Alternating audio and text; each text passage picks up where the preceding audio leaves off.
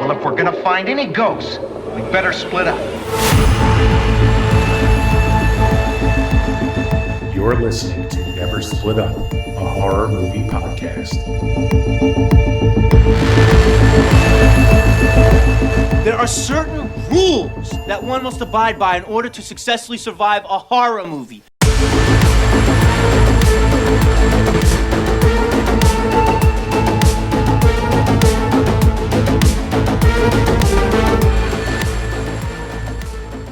Hello, everyone.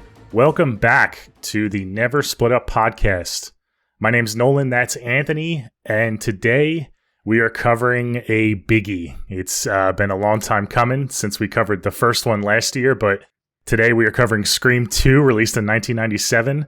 How you doing today, Ant? We kind of took a break for a while, but we are back covering some of our favorite horror movies, and we're starting with one of your favorite sequels of all time. What's going on? It feels good to be back. I'm excited to get back into it, and this is a great sequel, my favorite sequel of all time, to bring the podcast back to life. Yeah, for sure. And we took a little break. We didn't get to cover our top movies of 2023 because I had a baby, so I had a little baby boy. So hey, this kind of thank you. I think we were kind of planning on taking a little break anyway after the holidays, but we wanted to fit in that one episode to cover our favorite movies, but obviously my son had other plans, so I figure this is a good time as any just real quick to cover our top 5 movies of last year. So it would be our top 5 horror movies, that is, of 2023. Just real quick, just for people that kind of wanted to know what our favorites were, we really wanted to do that episode, and by the time we were ready to get back on the horse, I mean, it's kind of too late to do it now, so we figured we'd just throw it into the beginning of this episode, and we'll take it from there. But why don't you go first? We don't have to go back and forth. We just go through our 5, and then we'll just kind of move on. If you have any comments, we'll just say that, but go ahead. For sure. Yeah, so again, 2023 was a great year for horror. It was hard to narrow down a top 5, but I kind of just picked which ones I'm going to rewatch the most. So my number 5, I was bouncing back and forth between doing a dark horror movie like Talk to Me or like one I'm going to watch more, so I just said fuck it. I'm going to do number 5 is Evil Dead Rise. It's a great blend of the OG trilogy's camp and 2013's gritty, dark, fucked upness, and I really like the blend of that, and it's a fun movie. It's a blast. Badass final girl, blood and guts, and it took it out of the cabin and into an apartment, so it changed it up a little bit, which I appreciated. So that's my number 5. Again, it's just a fun horror movie. My number 4 is Cobweb. It was the horror movie that came out last summer instead of around Halloween, but it takes place around Halloween time, and it's just a really, really, really, really, really fantastic build-up. The payoff isn't as great as the first 2 acts, but I still think those first 2 acts just make it a great movie, and Lizzie Kaplan just give her flowers because she's so creepy and so damn good. So if you guys haven't seen Cobweb yet, I think it's on Hulu, but watch it on Hulu or buy the Blu-ray. It's a good little festive Halloween movie that you guys all have a treat with. And then my top 3, I actually switched it up. We were guested on Phil's podcast, and I had a little bit of a different order, but I changed it up after doing some rewatches. So my number 3 is Thanksgiving, the Eli Roth slasher movie that blasted in the theaters, this past holiday season. It's just, talk about a fun slasher movie. Over the top, gory, but still had some suspense. And I just so happy that we finally have a worthy Thanksgiving slasher. And I'm happy that it's now turning into a franchise. We're getting a sequel. So this might be a good little trilogy coming on our hands. And it's just a fun movie. It has the whodunit aspect. It has the slasher aspect. It has the chase scenes. It has everything I like in a horror movie. So that's my number 3. My number 2 is Sick, which is another slasher chase movie that came out the beginning of last year, premiered on Peacock. I'm really annoyed that it didn't get a theatrical release, but it has Scream vibes all over it. It's just one big chase scene, and that's my favorite aspect of every slasher movie, the chase scene, and it's just never ending. It's all tension throughout the entire movie. The final girl is so damn good, and the ending just makes me crack up with the little monologue, and there's the final fight. It's pretty awesome. It's just a really, really, really well-written, tight, quick, tense movie, and I really hope the director of Sick takes over the reins for Scream 7, because I think he shows the chops that he can handle a Scream movie, and bring it back to be a little more scary instead of the little, like, cringy fun the last couple installments have been. So I'm hoping they might bring him on. And he has a relationship with Kevin Williamson, so that would be great. And then my number one, obviously, is Scream 6. I get a lot of flack for speaking out my opinions on it, but I still love it. It's my least favorite Scream movie, but it's a Scream movie, and it's fun. The one thing I'll give it is that it's just endlessly fun and really rewatchable. I have a lot of, critiques about it, but that doesn't mean I don't love it. I mean, Gale Weathers has one of the best chase scenes in that of the franchise in that movie, and in horror, again, in that movie, comparable to Scream 2, even though I prefer the one in Scream 2. After the events that have happened, Sam and Tara get their happy ending and they walk off into the sunset, which I think actually makes me like the movie even more than when I first watched it. And, it's a little, the killers are not the best, but it's just a fun Scream movie in New York that goes pedal to the metal for the entire 2-hour running time. And, I know I critique it, but I do love it and I will watch it endlessly. So that's the movie I'll rewatch the most from 2023. So yeah, those are my top 5. What about you? Cool. That's awesome. We have very different top 5s. We only have one movie that's an overlap, which is really cool to see. As you mentioned, we were on our buddy Phil's podcast, Phil at the Movies. If you guys didn't check out that episode, it was last December. We covered our top 10 horror movies of all time, and we go more in depth on all these choices. So if you want to hear more of our thoughts on these, definitely check out his podcast. He runs an awesome podcast over there. So thanks, Phil. But yeah, okay, I'll get into my top 5. Again, very different from yours, but I'm gonna cheat actually real quick. I know we said no honorable mentions, but I have to mention The Last Voyage of the Demeter, because that is quickly rising in my ranks. It almost cracked the top 5 for me because I just watched it a third time a couple weeks ago. I'm a sucker for vampire movies and Dracula in general, and I thought it was a really unique and interesting take, and I believe it's on streaming now. So it was another one of those movies that was kind of released in the summer and didn't get like a Halloween or a cold weather release, which I think would have helped it. And a lot of people don't love it. I'm a sucker for vampire and Dracula, and I think it has a cool vibe and aura to it. So I love that. But my top 5. Number 5 is Megan. Released way in the early parts of 2023, over a year ago. So some people think it's a 2022 release, but no, it released in January, I believe, of 23. I love that movie. It's just so fun.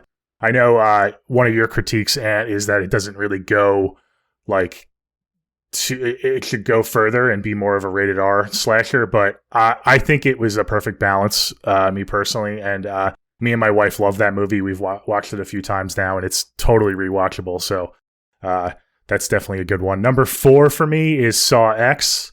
You know me, Ant, I love the Saw franchise, and Saw X was a return to form. Love me some John Kramer and Amanda. It was so fun. I've only seen it twice. I haven't seen it in a while. I want to see it again, so I can't wait to see that again. Maybe get the 4K. Is that out yet? The 4K, has it been released? I don't think it came out yet. I'm not sure. I don't think I saw it either. Yeah, because I was looking Yeah. out for it. Yeah. So that's a fun time if you guys like the Saw movies and you haven't seen Saw X. Definitely watch it. Top 3. My number 3 is No One Will Save You.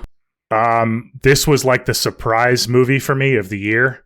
I loved this movie so much. I think I compared it on Phil's podcast to, it felt like the kitchen scene in Jurassic Park with the raptors. It felt like that, only extended over an entire movie. It was so fun. Super unique concept, how it has like no dialogue whatsoever. And the main actress, Caitlin Devers, is that her name? Yeah, Caitlin Dever, I think, yeah. Devers. She's awesome in it, and she carries the movie, and I love the design of the aliens and stuff. Super simple.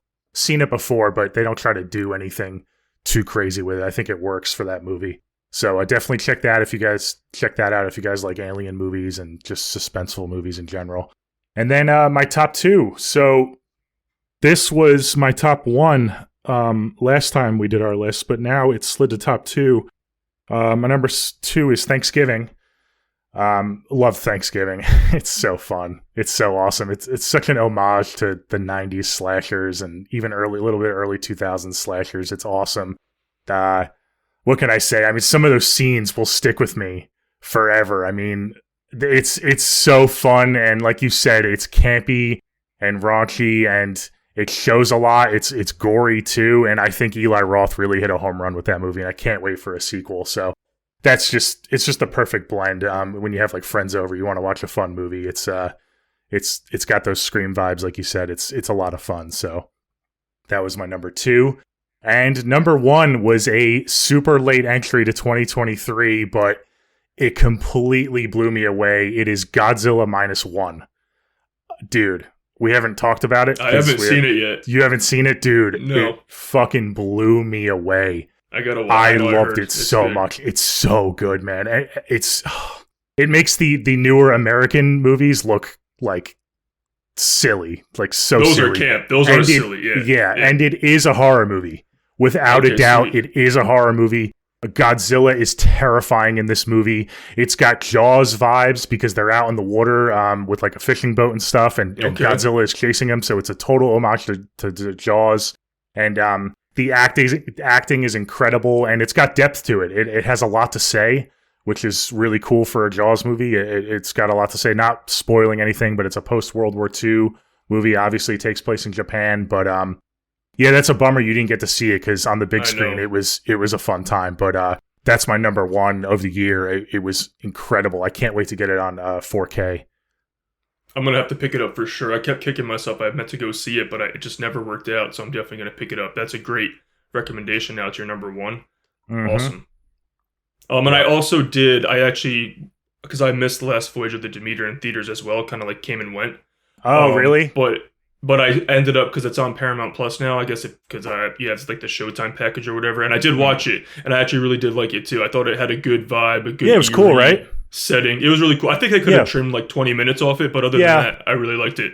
Definitely not a perfect movie. Definitely could have went a little more overboard, but it was kind of nice and tight, and in terms of I liked it, you know, the spookiness and stuff, it had good vibes to it. I liked it a lot. Yeah, it was like a good dark vampire movie. I liked it a lot. Mm-hmm. Yeah. Okay, cool. All right. So that's that. Yeah, I know. Here's the 2024. This is our first episode in 2024, so hopefully it's a good one. Like you said, last year was a good year for horror, and I hope we continue the streak. So I hope so. We got some releases coming in the pipeline this year that I'm really excited about. So the one thing I want for 2024 is to Warner Brothers to get their fucking shit together and release Salem's Lot in theaters. I knew it was coming. Do it.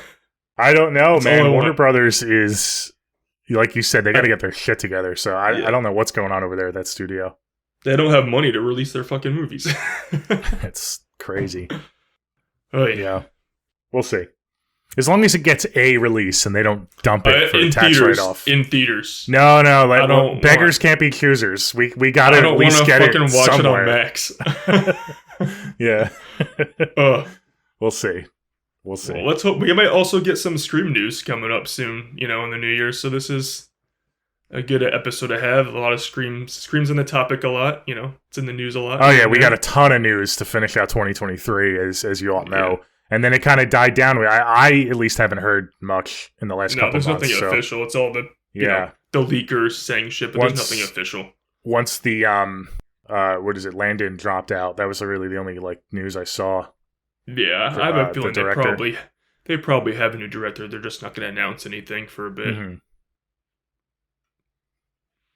Well, in the meantime, let's cover Scream 2. Awesome. Let's get at it because this is going to take a while because this is a biggie for you.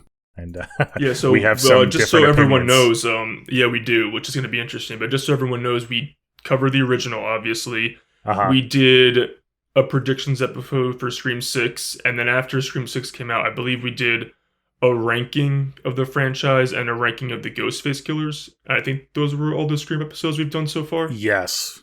So if you guys want to check that out. But obviously, my ranking has changed, so before we really get into Scream 2, I'll just give a quick shout out to my updated ranking. I know we covered it when we did our year in review, but just because we're doing a Scream episode, I'll just give my ranking again before we really get into it. But yeah, so if you guys haven't checked out our other Scream episodes, go check those out and then come to our Scream 2 episode. Okay. Are you gonna run through it now, or did you want to wait? I'll get it out of the way now because I mean Okay. I'm an open book with Scream. So I believe after Scream 6 came out, freshly came out, we did our rankings right away. So I think my ranking in that video was Scream 1, Scream 2, Scream 3, Scream 6, 5, 4. I think I had it, but that has definitely changed. Okay. And my ranking, and again, my ranking now is Scream 2, Scream 1, Scream 3, but again, like, those three are, like, so close, it's, like, kind of, like, a tie, especially Scream 2 and Scream 1, so, like, when I say Scream 2's over Scream 1, it's not, like, I don't, like, it, they're all so close, the OG trilogy, so Scream 2, Scream 1, Scream 3, and then Scream 4, 5, 6, that is my updated ranking, and it's like a space after Scream 3, and then it's Scream 4, Scream 5, and then another space, and then it's Scream 6. Really? But I love them all. There's a Yeah. space. Okay. Yeah. Okay. Since you did it, I guess I'll just go over mine. Yeah.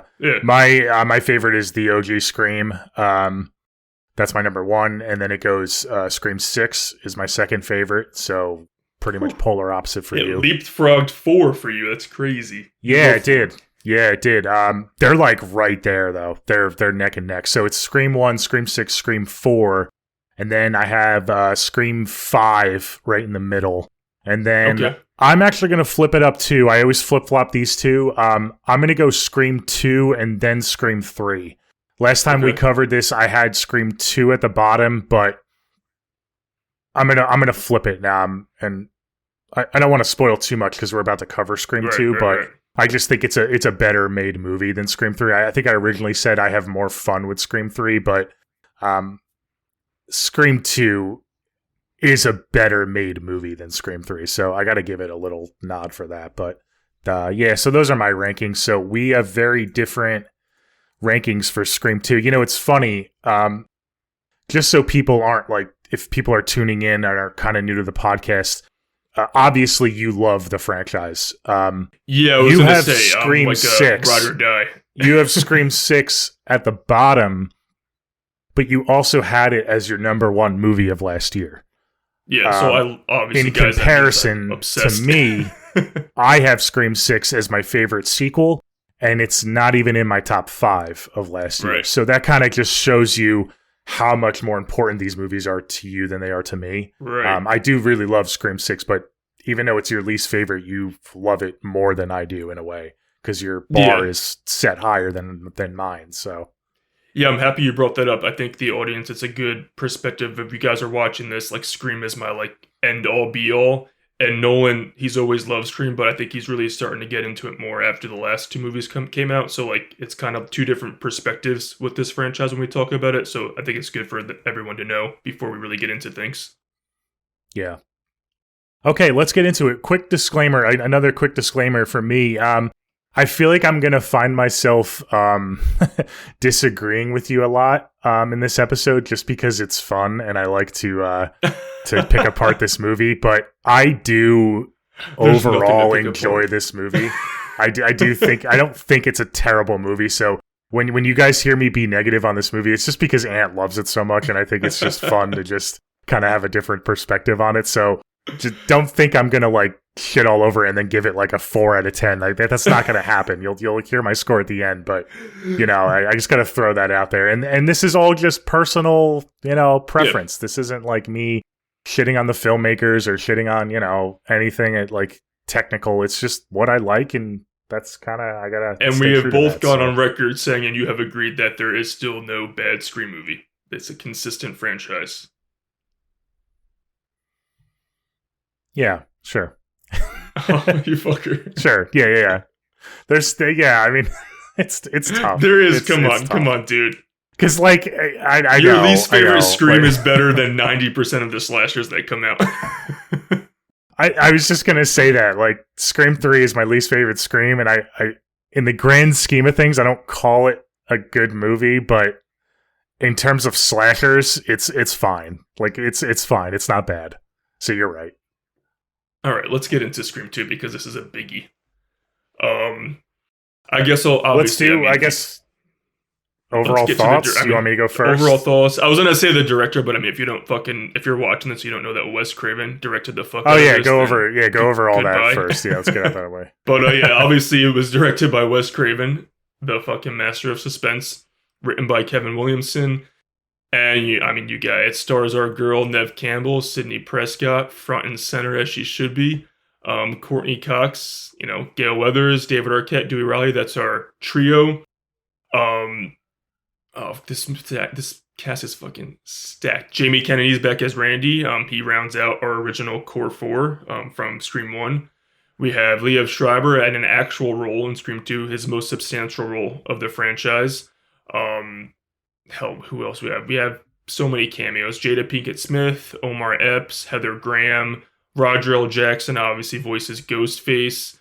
We have so many. The Sarah lovely Michelle Gellar. Sarah Michelle Gellar. Woo! What a set piece, man. CeCe Cooper. Yeah, I mean, this movie is stacked. The entire franchise is stacked, but that's what it's known for, having a cast. But Tori this one does not disappoint. Tori Spelling, nice little nod to Scream 1 when Sydney says, with my luck, they'll cast Tori Spelling, and they did. So funny. I love that. Cracks me up. But yeah, this is a stacked movie, and Wes Craven directed the fuck out of it.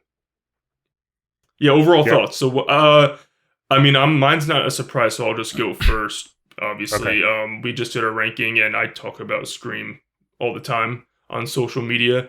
I'm in love with this movie, and I actually don't feel bad about it anymore, saying that I rewatched this more than the first one, and it's my personal favorite. And again, Scream 1 is like, I'm saying I like Scream 2 more, but Scream 1's like right there. It's tied. The OG trilogy is really tied for me, but if I have to pick, that's my order.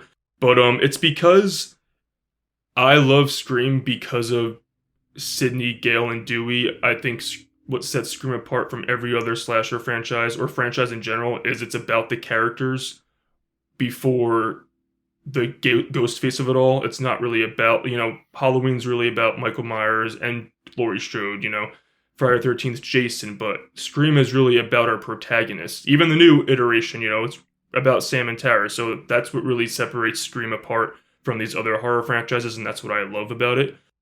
So yeah, I just love that in Scream 2, I get to know my characters more than in Scream 1. I get to actually fall in love with them, and they're just developed. I think they're developed the best in Scream 2 out of any installment of the entire franchise, so that's really what sets it apart. I think I still will stand by this. It has the best set pieces of the entire franchise to this day. I know Scream 6 is extravagant in the city with some of the set pieces, but it pales in comparison to Scream 2. Like, if you want suspense, Scream 2 is the go-to of the franchise, hands down. I love the opening scene. It's my second favorite opening scene in the franchise. Obviously, after the OG, nothing's going to beat that, but it's right up there, and it's so perfectly directed. I love every single thing about this movie. The score, the writing is top-notch. We actually have a member of the core four who was in the original movie killed off, not even at the end of the movie, just halfway through the movie. That was a gut punch. I'll never forget the first time I saw that scene. I was like hurting for a bit after that death. The killers are fucking iconic. If you guys, I really do want you guys to go check out our killer episode, but just a little spoiler, Mickey is my second favorite killer of the entire franchise, and Mrs. Loomis is, I think she was on my top 5. So obviously I love these killers. It's just a really, really, really, really, really, really well-made movie. And when I think about Scream, if I'm talking to someone, I'd be like, if you want to know what Scream is, watch the opening scene of Scream 1 and then watch all of Scream 2. And that's like what makes Scream Scream. It's an all-timer for me, obviously, because when I reviewed Scream 1, that's obviously one of my favorite movies as well. So this movie will always be special to me. It's my favorite sequel of all time, horror or not horror. To me, it's a perfect movie. And, I love Sidney, and I love that I fall in love with Gale in this movie, and those are two of my favorite characters of all time. So it's no surprise that this movie is going to super, super, super special to me and important. What you got? that was a lot for initial thoughts. We're in for it. Okay. This is going to be a fun episode because a lot of what you said is why I don't love this movie. It's like kind of flip what you said. I love the OG Scream. I will preface by saying I don't think Scream 2 does anything egregiously bad. So when I say this stuff that I don't like this stuff, I don't think it's, terrible. It just doesn't work for you. It just doesn't work for me like other Scream movies do. You mentioned the set pieces. I'm not a fan of the set pieces. You mentioned the fact that it's rewatchable. I think it's one of the least rewatchable Scream movies, if not the least rewatchable. You mentioned the killers. You know how I feel about the killers. I don't love the killers. I don't like how it isn't really a whodunit in this movie, like it is in the first one, and it is in other ones. The killers are so random that you'd never guess them. It's literally impossible to guess them. So I that kind of bothers me. That's a little one, but because you brought up the killers, I had to bring it up. I do think it has some pacing issues. It's a full 2 hours long. I find myself it's just long. It feels long for me, again, because it's not super rewatchable. So when I do rewatch it, I'm like, okay, I think there's some scenes that were misplaced or could have been cut, and we'll get into those when we get into the movie. But what else? That's pretty much it. I mean, I kind of want to get into it. I do think it's a well-made movie. I guess it's just not for me because I do know it's beloved by a lot of Scream fans, and overall, I just don't think it's as fun as the original and as some of the other sequels. You strongly disagree with me, obviously, so this is going to be interesting, but I don't know. It's just one of those things, and that's what makes movies so cool and unique is like some just, don't tickle my fancy the way they do for others and vice versa. So this is why I like having this podcast with you. So this is gonna be fun.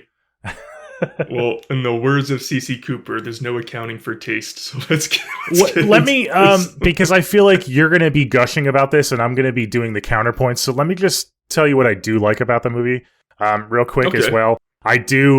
How could you not love the cast? I mean, if I said I didn't love the cast, that's just, I mean, like you said, that's the heart and soul of the Scream movies. You have the trio, and then if you include Randy, you got the four. They're awesome. They're so cool. I do love Gale Weathers in this movie. This is one of my favorite Gale movies because it's her best movie. We've talked. It might be. I might give you that because we've talked about her character arc and how it's not linear and it has ebbs and flows. It's like a roller coaster, and it really is showcased in this movie. So I really love her in this movie. I love her relationship with Dewey. I think that's really strong. You said that it. I believe you just said it's the most suspenseful Scream movie, right? You said that? Yeah. I never really thought about that before. I'd have to really put some thought into it, but it does have some pretty suspenseful scenes. I love the car scene. I remember the first time watching that scene, I literally was sweating bullets. I was like, holy shit. That's a standout for me. And I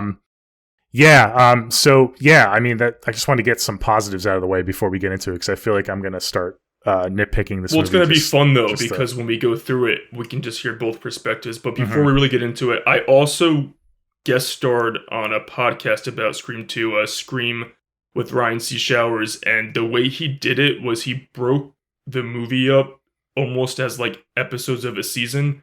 So if you think of like IMDb, like we broke up the movie and we just broke down each episode and gave it a grade out of 10. So I got to really go in depth. So if you guys want to check that out, go check it out there. More Scream 2 love. But let's get into this opening scene because it's so damn good. Let's get into it because that's another thing you brought up. This is probably my least favorite opening scene in the whole franchise. You like the Scream 6 opening more than Scream 2? Yeah, dude, I do. It's so Okay. This scene really bothers me. I think the CC scene should have been the opening scene.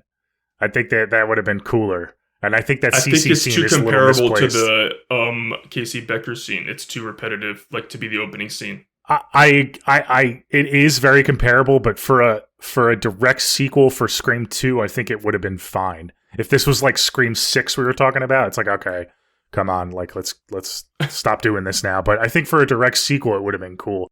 But so what do you love? What do you love most about this opening? You like the whole Stab? Like obviously, this is where they introduced Stab, the franchise. Okay. Yes. Yeah, talk about it. Okay, so I'm really curious actually now that you said that it's your least favorite because I think it does the meta perfectly without shoving it down our throats and being like over the top as like because Scream 4 opening is a little too meta and same with Scream 6. I feel like Scream 4 and Scream 6 to me are the most gimmicky openings of the franchise. And Scream 2 is super meta because it's a movie within a movie, but it feels natural how it happened. They're literally going to the movie theater to watch the opening of Stab, and it gets too messy later on in the franchise for opening scenes, in my opinion. Obviously, you feel different.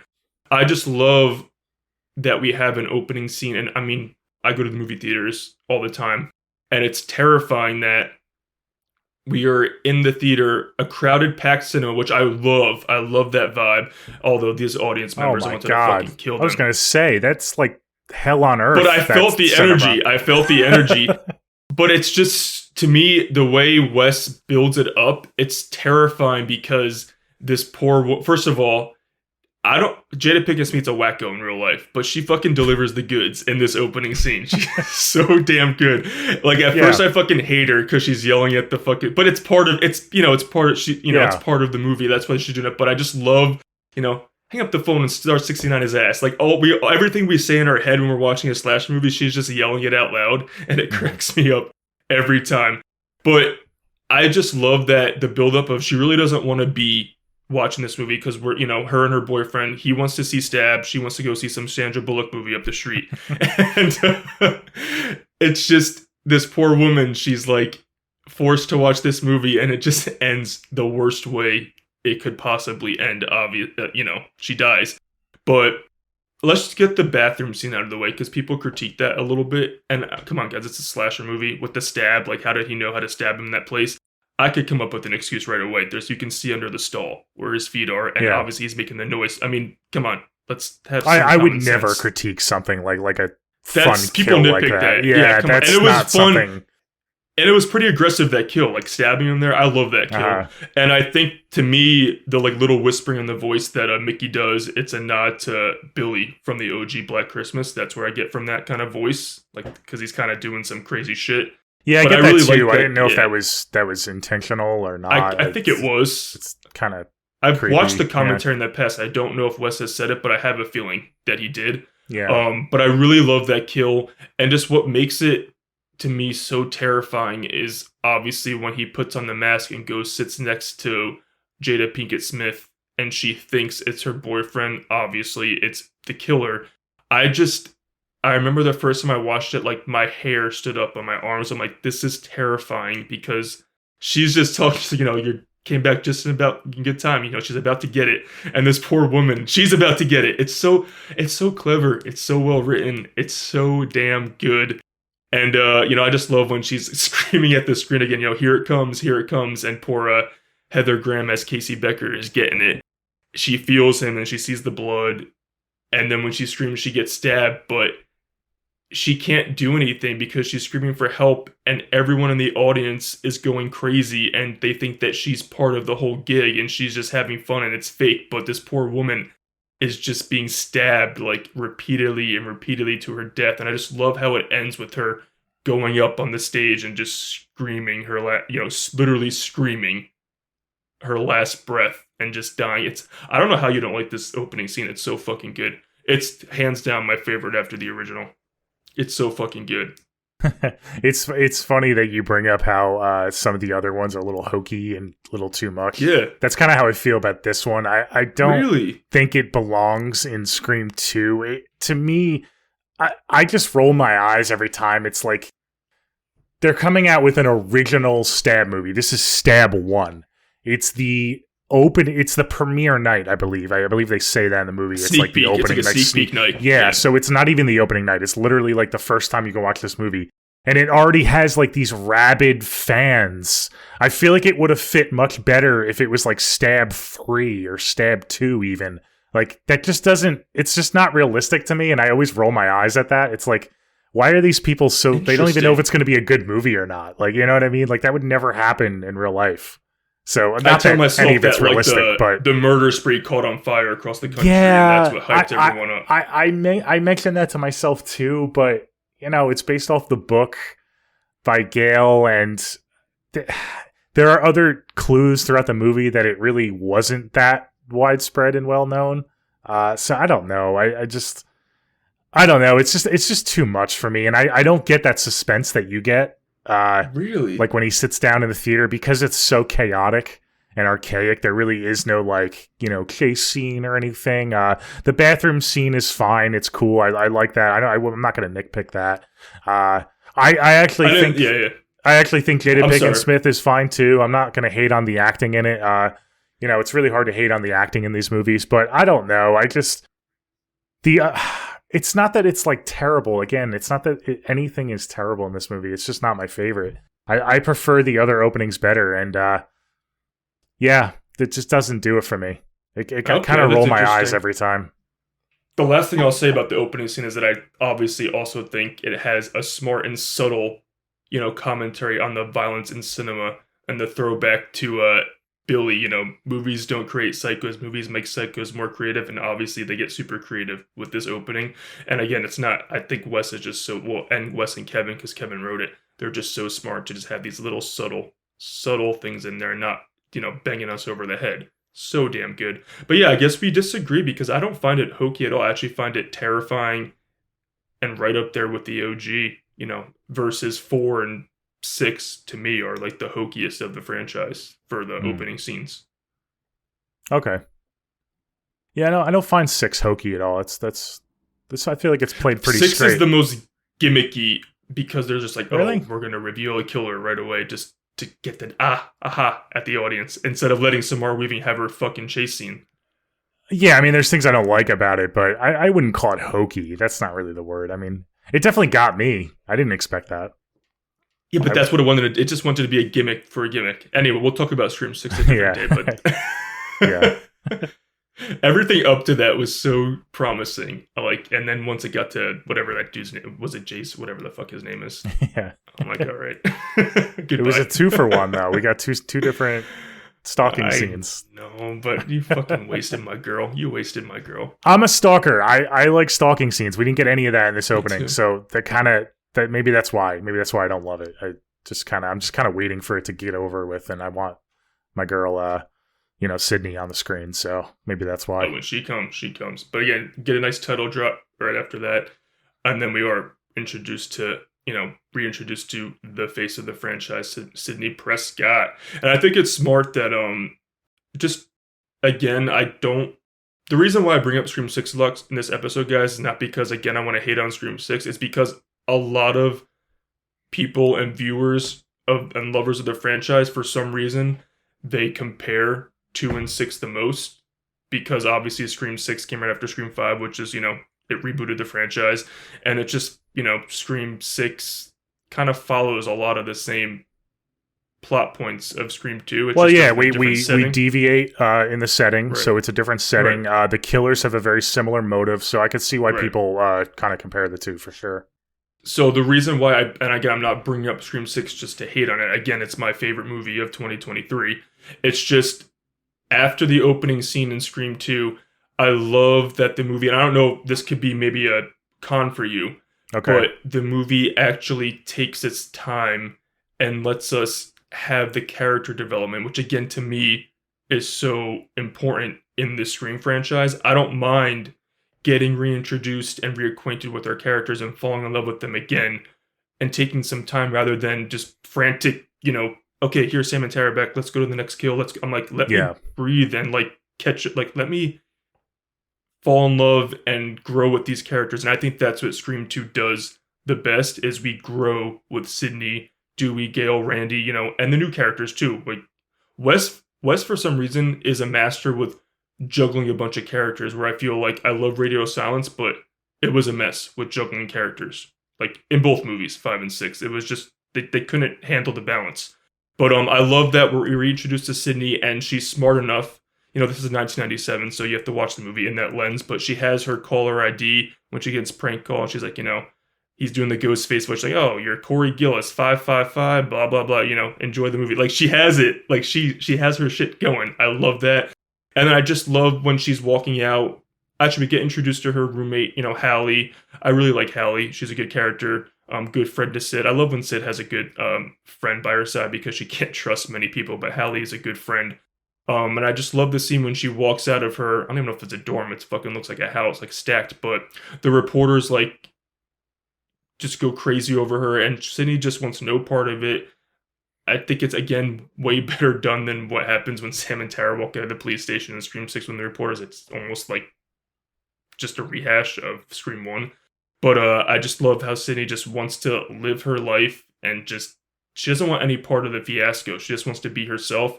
And I love that it takes place on a campus, and I love the Randy classroom scene. And again, this is someone who's not our main character, not even part of the trio, but he gets moments by himself to grow, which again, Chad and Mindy have no scenes in Scream 6 without Sam and Tara. They don't feel like their own people. They're only in service of them two. They're not have 1 second of screen time without one of them. Randy has a scene together. Randy and Dewey get their scenes together. It just feels like they're actual people because they're not in service of our two leads, Sydney and Gale. But I love the classroom scene. I don't know how you feel about the reintroduction. And then I obviously love when, Gale's on campus right after the murders happen, and she's talking about, it's going to break box office records. She's still the Gale from Scream 1 at this moment. She's like, yay, there's a murder. The movie's going to break box office records.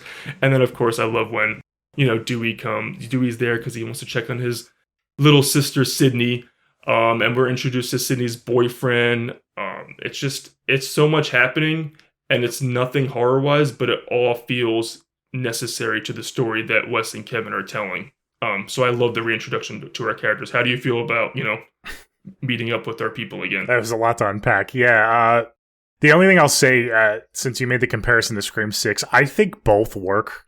I'm not going to put one down and put one up over the other. I don't hate Scream 6. I think this works for Scream 2 because you have the OG. You don't really have an epilogue in these movies. You have the killings, they defeat the killer, and then the movie ends. So I like how Scream 2, I don't think it's a bad thing either. I like how it takes its time and we're reintroduced to these characters, and it's kind of a slower build up, and they're not convinced that it's a copycat killer because it's, happening for the first time again. Like, we're not in Scream 6 territory where it's like, okay, this is obviously a copycat, so I like that.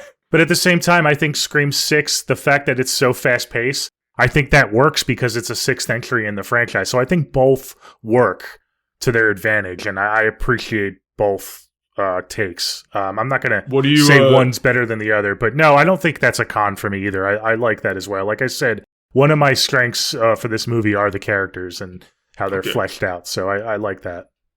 How do you feel about obviously I think it's also clever that the classroom talk is about sequels. That's a cool metal scene. Yeah. The only thing that kind of leaves me with a bad taste when you say Randy has his moments.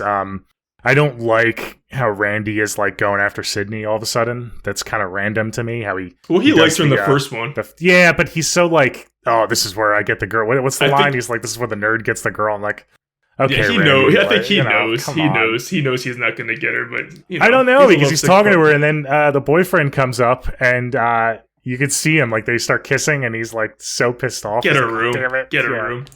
So I don't know. I don't love that angle on Randy, but I do like Randy in this movie overall. I do think he has some cool scenes, like you said. The one scene with him and Dewey is definitely probably the funniest scene for me.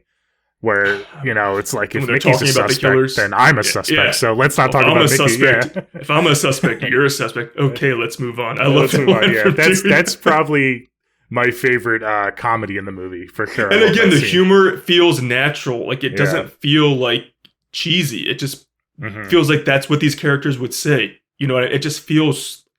We'll obviously get into it, but, Randy obviously, and spoilers ahead, we didn't mention that before, but Randy obviously gets in this movie and dies.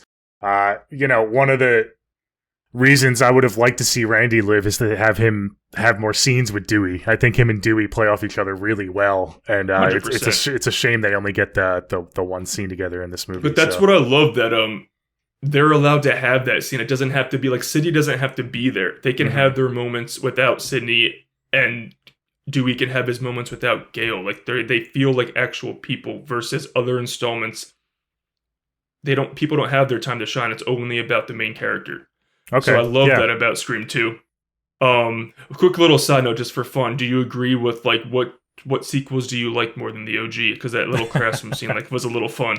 Yeah, that is fun, and I might piss off a lot of people. I'm not a Godfather fan. I don't like the Godfather movies. I appreciate them for what they are, and I'm not going to say they're bad movies and they're totally influential, but I'm not a huge mafia movie guy, I think, in general. So I don't really have an opinion on the Godfather, but what are the other movies mentioned in the classroom? It's Alien, Terminator. Terminator. I disagree with Alien because I like the horror vibes of the original Alien more. Although Aliens does have more memorable moments, like they're more like hoorah moments. I do like the first one better. It's a crowd pleaser. Yeah, it's a crowd pleaser. I do like T2 more than T1. That I will say is true. What others? Is that it? In the classroom? Well, they say The Godfather Part 2 is better. I honestly... Well, what we've learned by doing this, which is why I also love this scene in this movie, it's so meta, is that for some reason I am also like a fucking whore for Part 2s. So this movie is extra special for me when they talk about the Part 2s. Because I agree when they say like some sequels do outdo the original. I'm like, yes, it's possible. It can happen. I know we're jumping around, the conversation. But because we're on the topic, Randy brings up, Mickey brings up to Randy Empire Strikes Back later on in the movie. And Randy, do you agree with Randy? No, because it's a planned trilogy, it doesn't count as a sequel? Because I think that's a little too stringent. I understand his explanation, like they went into it knowing they're going to make 3 versus like a movie where the first one get it was too. Like, oh, let's just make a sequel. I get his explanation, but no, it's still a sequel. Yeah, I agree. But to Randy's point, there's a reason why some of the greatest sequels of all time are within a planned trilogy, because there's a plan, and even from the first movie, they knew they were making a sequel. So that definitely is an advantage. But you gotta still count them. Yeah, I get his point, but it's a fucking sequel. I'm sorry. Sequel's a sequel. Yeah. Even if it's part of a planned trilogy. I was waiting for you to bring up that line, because when I rewatched, I'm like, oh. No, we're kind of on the same page there, for sure, yeah. But I just love that banter, because again, it's meta without being like, okay, you're doing too much, in my opinion. It's good because it's in Scream, so it's like we love it, It's doing what Scream does, Yeah, it can't be too much because it's within the Scream universe, so nothing's off limits, And it's sprinkled in. It's not, shoved in your face 24/7, so it's fine, yeah. And I love Gale's cameraman Joel. He cracks me up. Oh yeah. Before we move on, this was our introduction to Cece in the classroom, and love the foreshadowing with the stairs and stuff. Yep. It's great. Yeah. My poor girl Sarah Michelle Gellar. What an icon. Yeah. But we also pretty much, obviously you guys have seen the movie, but after this whole classroom scene, Sydney pulls Randy out, and that's obviously the reporters are there and they're finding about the murders, and Randy's like in denial. It could happen anywhere. Mm-hmm. The theater death doesn't mean it has anything to do with us, and obviously Sid's smarter than that. She's like, oh, I'm fucked again. But I love the scene because again, it mirrors Scream 1, but it does it like so smart when Gale and Sydney interact again for the first time. She brings Gale is a fucking ballsy bitch. She brings Cotton, who Sydney wrongfully accused of murder, but obviously that's still a sensitive topic. And she brings Cotton right there after this to try to do a one-on-one with Sydney without any Sydney getting a heads up or anything. And I love how Sydney's just like, you bitch.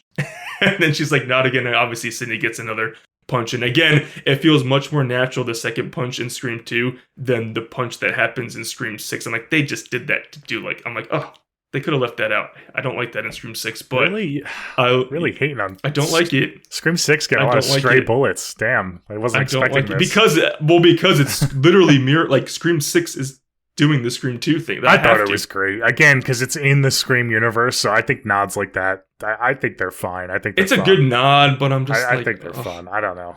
Yeah. But I do love when Cotton comes up, because then, obviously we have our first red herring of the movie with Cotton. He's back there, and it's just, I think the tension between him and Sidney throughout the movie is really, really well done. And I love that Liev Schreiber actually gets to become a full character in the franchise. I really, really, really like the interactions he has throughout the movie. So I like that that's how we get Gale and Sidney back for the first time. I just love after that, we get introduced to Dewey's theme in Scream 2, which is, perfect. I love it. I love their reunion of Sidney and Dewey when he comes to check on her. He really grew into, like, in the first movie, obviously he was Tatum's actual brother, but in Scream 2, he becomes Sidney's surrogate brother, and he remains that way until his death, obviously, in Scream 5. And this is why I love Scream, because I love the relationships, and I think that's really, I think Scream 2 really builds the foundation for a lot of the Gale, Sidney, and Dewey relationships that take place throughout the rest of the franchise, which obviously is also going to make it super special to me. It's my favorite franchise. Yeah, so I think it's all good stuff for all the introductions. Yeah, Cotton is one of my favorite characters, and it's a shame he isn't in more movies. See, he gets, obviously Scream 3. He has a quick exit. I really liked that. I really liked him. I think he was a good addition to this movie. Good little edge to him, and there's certain scenes where you're like, Cotton, what are you doing, man? Like, time and place, buddy. But I think the whole movie he plays it. Yeah, I think he plays it well. I think he does a good job. For sure. I agree. I think it's also a good contrast from what Cotton chooses to do after he went through that experience versus Sidney. It's a good, like, he wants the fame and she just wants to live and be herself. So it's a good contrast between how both of those characters are. You mentioned real quick before how Randy and Sidney kind of meet up, and Randy is in denial and Sidney thinks that, this is, copycat killers or whatever. I find that pretty interesting. You obviously love it because you love everything about this movie. I don't really know how I feel. I guess it's just an interesting take. You would expect it to be the opposite, for Randy to believe that it's killers coming after them, and for Sidney to be in denial because she had that whole ordeal from the first movie and be like, I'm trying to work through it. And so it's interesting that we have our final girl kind of aware of it, and you don't have the quote unquote, meta expert. He's kind of oblivious to it. That's an interesting, flip. I think it's interesting that he's the one in denial and she's like, I love Sidney because she's me, like, I'm a realist. And I think Sidney's like, this shit is not going to stop. Like, it's going to happen. I just love I actually think it's kind of smart. And I think I don't think Randy doesn't think it's happening. I think he just wants to be in denial that it's not going to happen again. Yeah. It's just so fucking good every interaction. But so let's get to the first big set piece after the opening scene is the party scene. They go to the Omega Beta Zeta party, which again gets a shout out in the Scream 6. I did appreciate that shout out in the opening scene when Tara said she might rush Omega Beta Zeta. Is that the same for? I never picked that up. That's funny. Yes. Okay. Yes. Good. I like that one. I like that one. Yeah. But Sidney's actually, they want her to rush the Delta Lambda Zeta one. So Omega Beta Zeta is the one that Sarah Michelle Gellar's with. But the two girls, what are their name? Lois and whatever.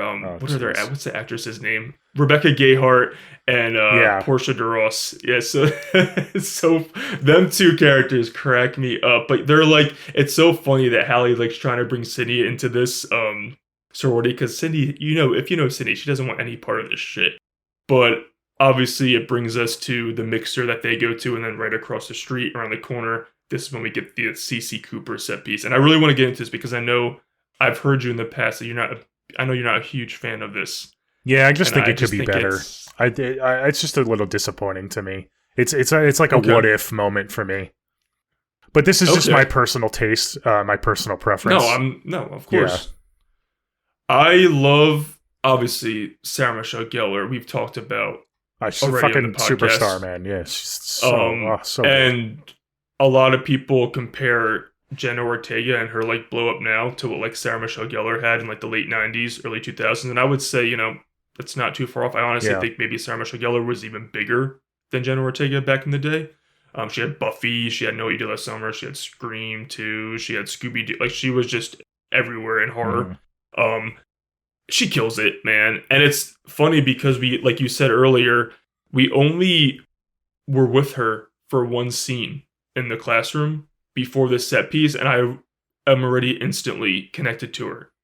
And oh yeah, that has everything to do with the writing, but specifically the directing and her performance. Dude, it's not to take away from Wes and Kevin Williamson, but it's her performance, man. I mean, the writing was great, but she is just such a superstar, and she just commands the screen. She has such a screen presence. Yeah, I know. It's just unreal. You can't teach it. It's unteachable. It's just some people have it. You know, it's so good.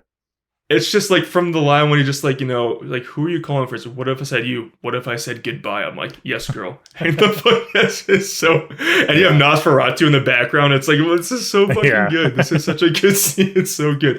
But to me, what gets me the most is when obviously she gets startled because he's like, you know, do you want to die tonight, Cece? She hangs up, obviously gets startled. And then her roommate, you know, he has a little jump scare. And, you know, she leaves like, you know, don't forget to set the alarm.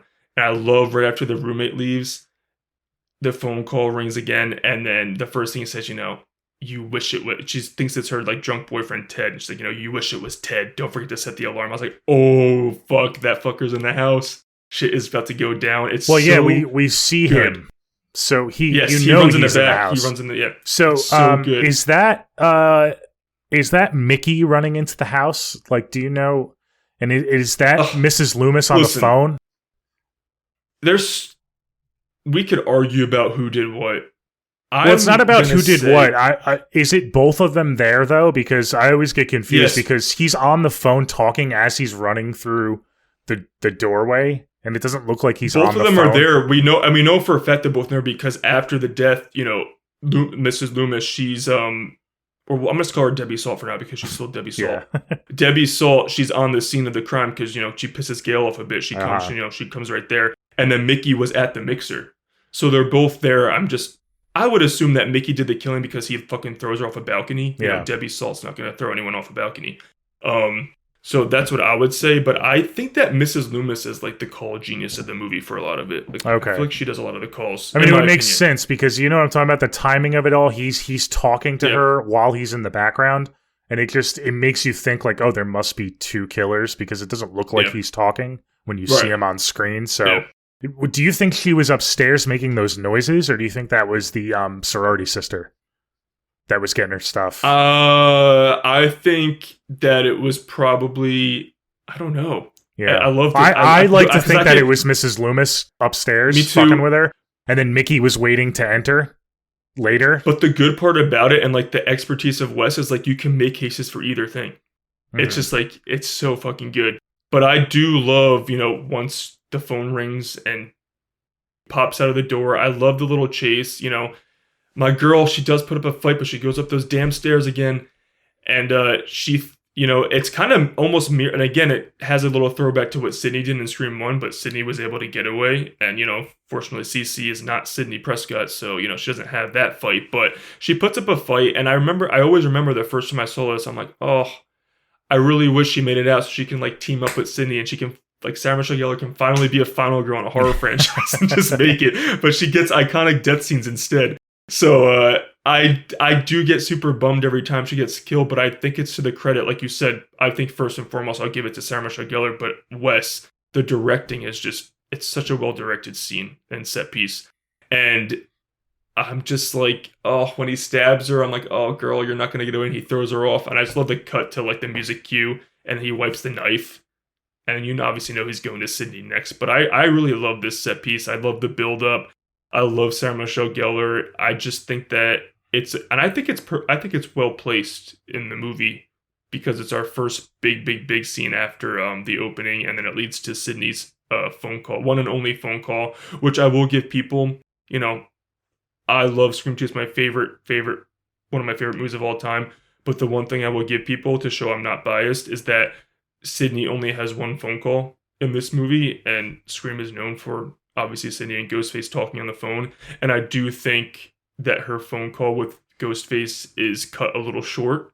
I think it could have been longer. But I will say I also love that she gets right to it. You know, he's like, you know, show your face, you fucking coward, let's go. And he's like, my pleasure. I love that she gets to it. But I will say another 30 seconds to a minute of like Roger L. Jackson and Nev Campbell going back and forth would have been awesome because them two vibing off each other. It's unmatched in the franchise. So that's my nitpick of Scream 2. My one nitpick is that I wish that Sidney and Ghostface had a couple more phone calls or a longer phone call in that first scene that they have together. Mm-hmm. I guess I'll talk about we'll go backwards here. I don't really think the Sarah Michelle Gellar set piece, what's her name? Cece set CeCe piece. Cooper. I don't think it's well placed. It's one of my issues with the movie. It's kind of jarring when you watch the movie because, like you said, we kind of have this slow build up right after the intro, and you kind of get reintroduced to the characters, and then all of a sudden you get Cece talking to Ghostface. Like it's so out of nowhere. It's a little jarring for me. It feels a little misplaced. And then the reason I don't love it is it's barely a chase scene. I mean, she sprints up those stairs and pretty much gets it right away and gets thrown off the balcony. I just wish there was a little bit more of her, knowing that she's in danger and being stalked or chased a little bit more. I think they could have expanded that more for sure.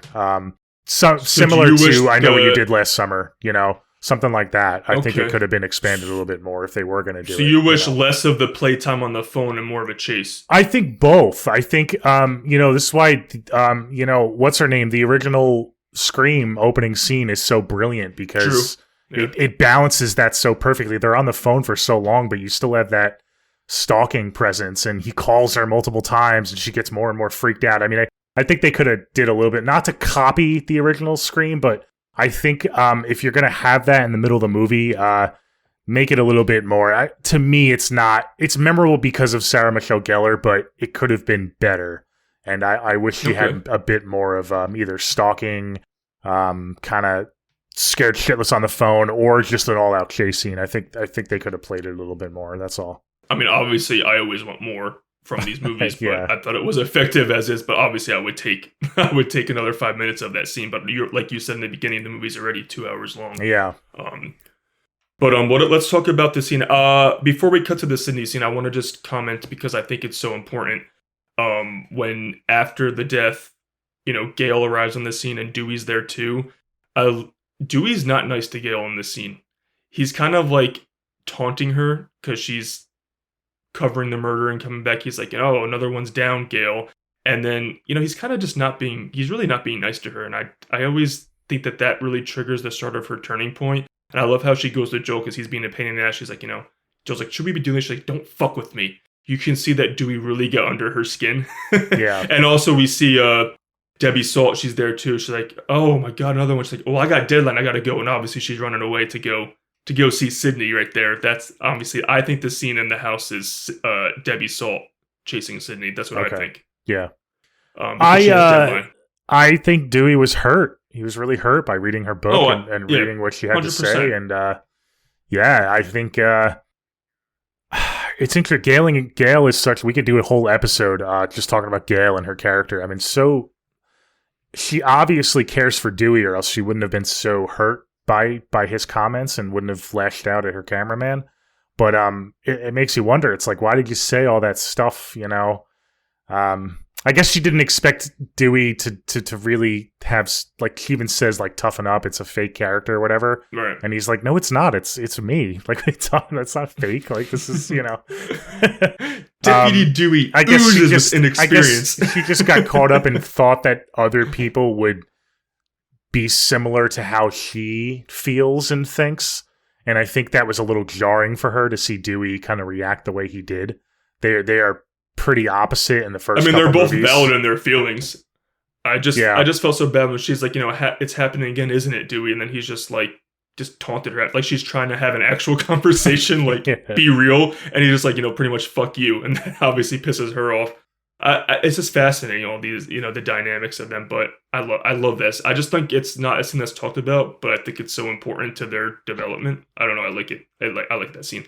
But then the Sidney scene comes, and Derek tells her, get your jacket. I like, first of all, boyfriend, go inside with her to get her jacket.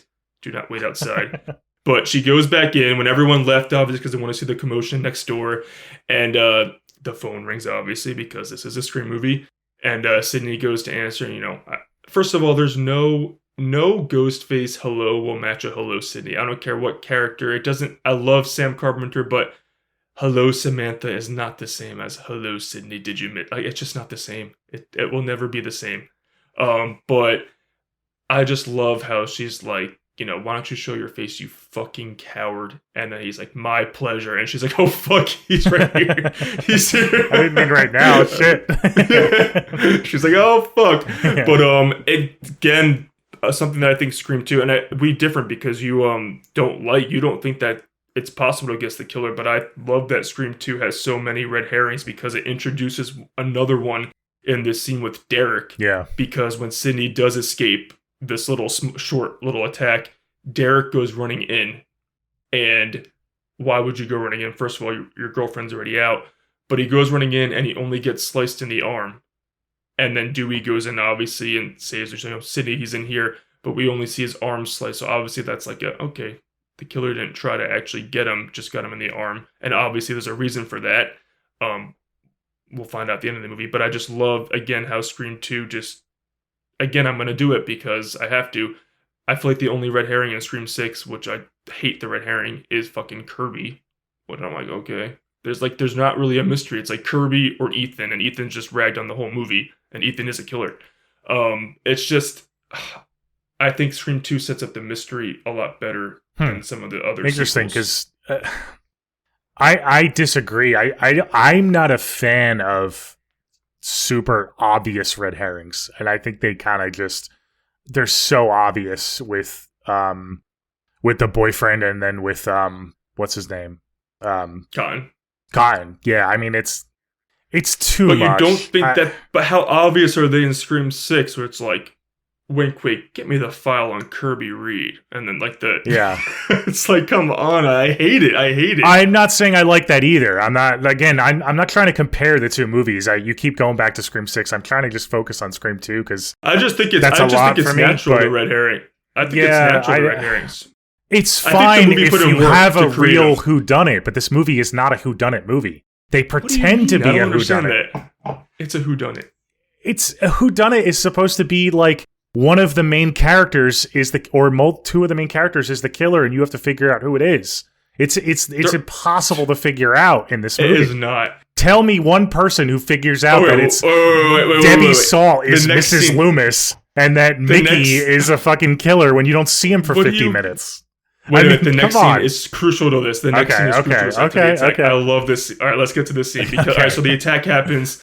Derek's taken to the hospital. Sydney's there. And who comes to comfort Sydney other than Mickey? This is a crucial scene. A crucial He doesn't come. He's being questioned.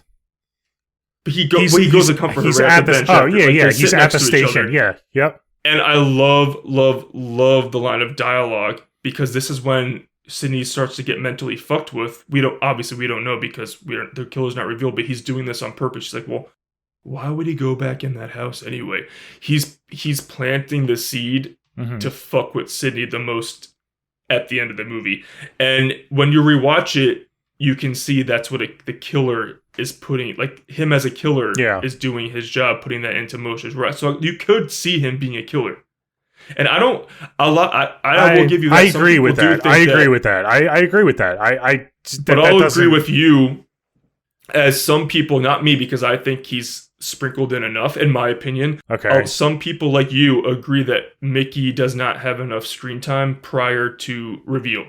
Yeah. And I will give you that you're not on an island by yourself. Yeah. Like people agree with you on that. But I think that, again, that scene in the hospital and then the next scene in the cafeteria where it's so fucked up that Mickey's the one who pushed Derek to do this whole song and dance because he just really wants Sydney to get the most fucking heartbreak as possible at the end. He's the brain behind Derek, pushing to stay with Sydney, pushing to do that.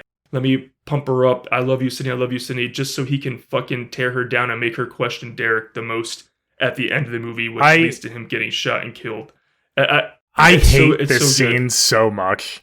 And it's not the cafeteria? Yeah, and it's... All right, well, let's just get to it. It's not surface level, like, oh, it's a song and dance, and that's why I hate it. I hate it so much because it's so obvious and this is what I mean by obvious red herrings, that like they're setting Derek up to be the killer. There's no reason why he would do this song and dance unless he was a secret killer and he was trying to convince Sydney that he No wasn't. way, Like, dude. it's so ridiculous. But he's showing his love for her. And I love this What? scene.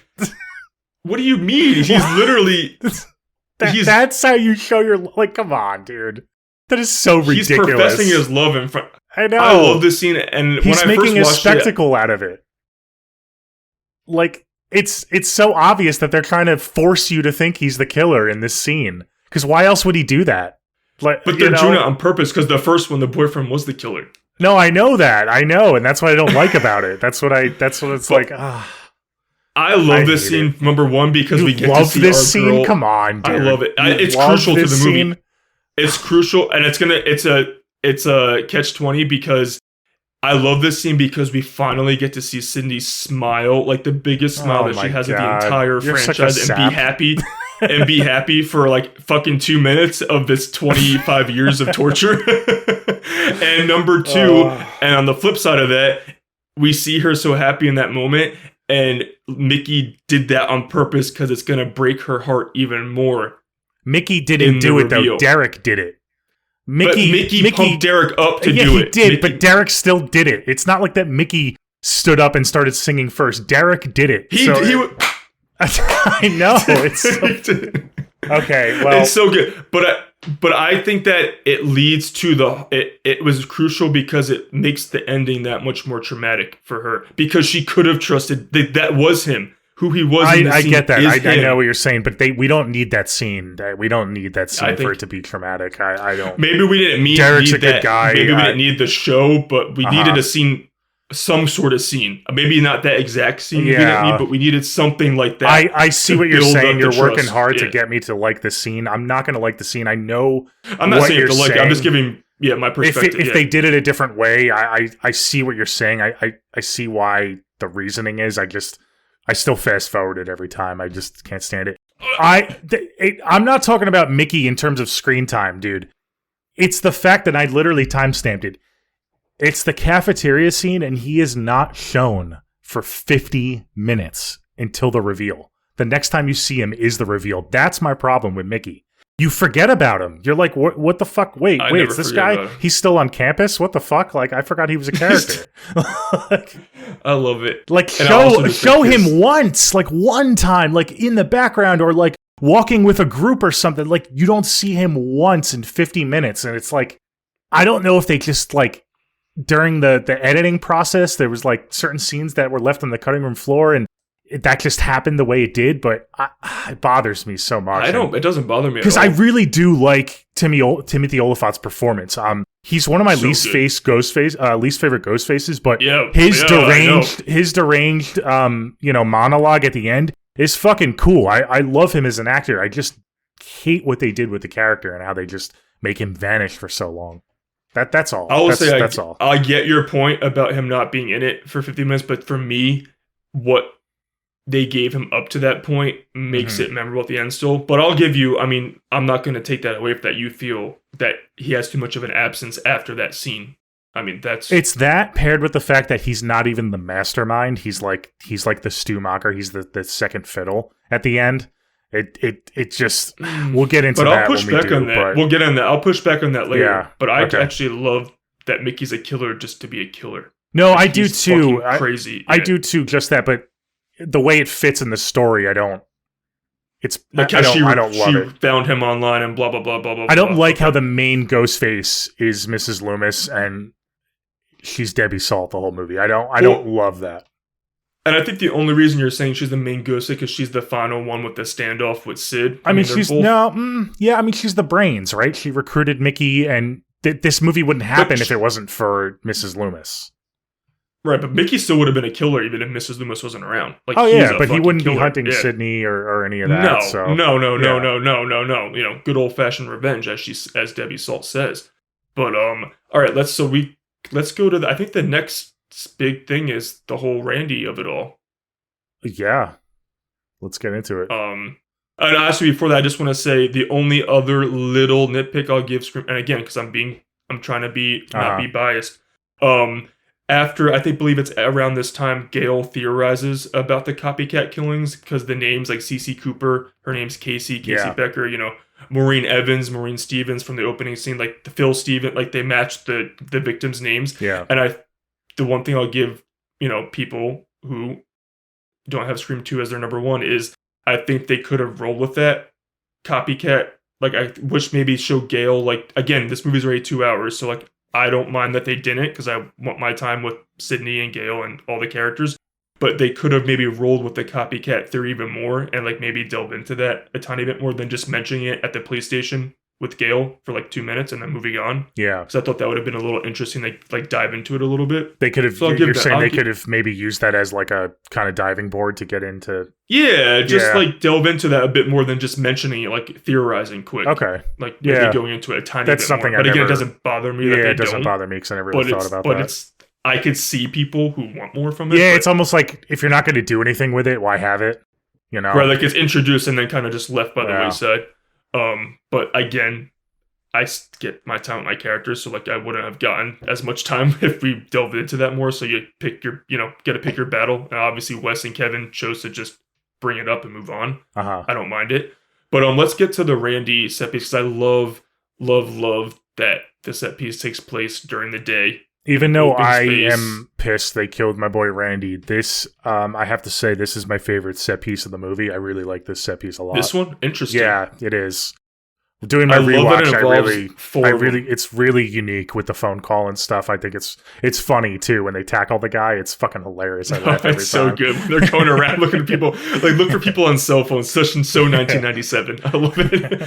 But I love that it's not just Randy. I love that it starts with Joel, Gale, Dewey, and Randy. Like it's not just, he's not secluded by himself. And I do love that Gale was supposed to get her phone call in Scream 2.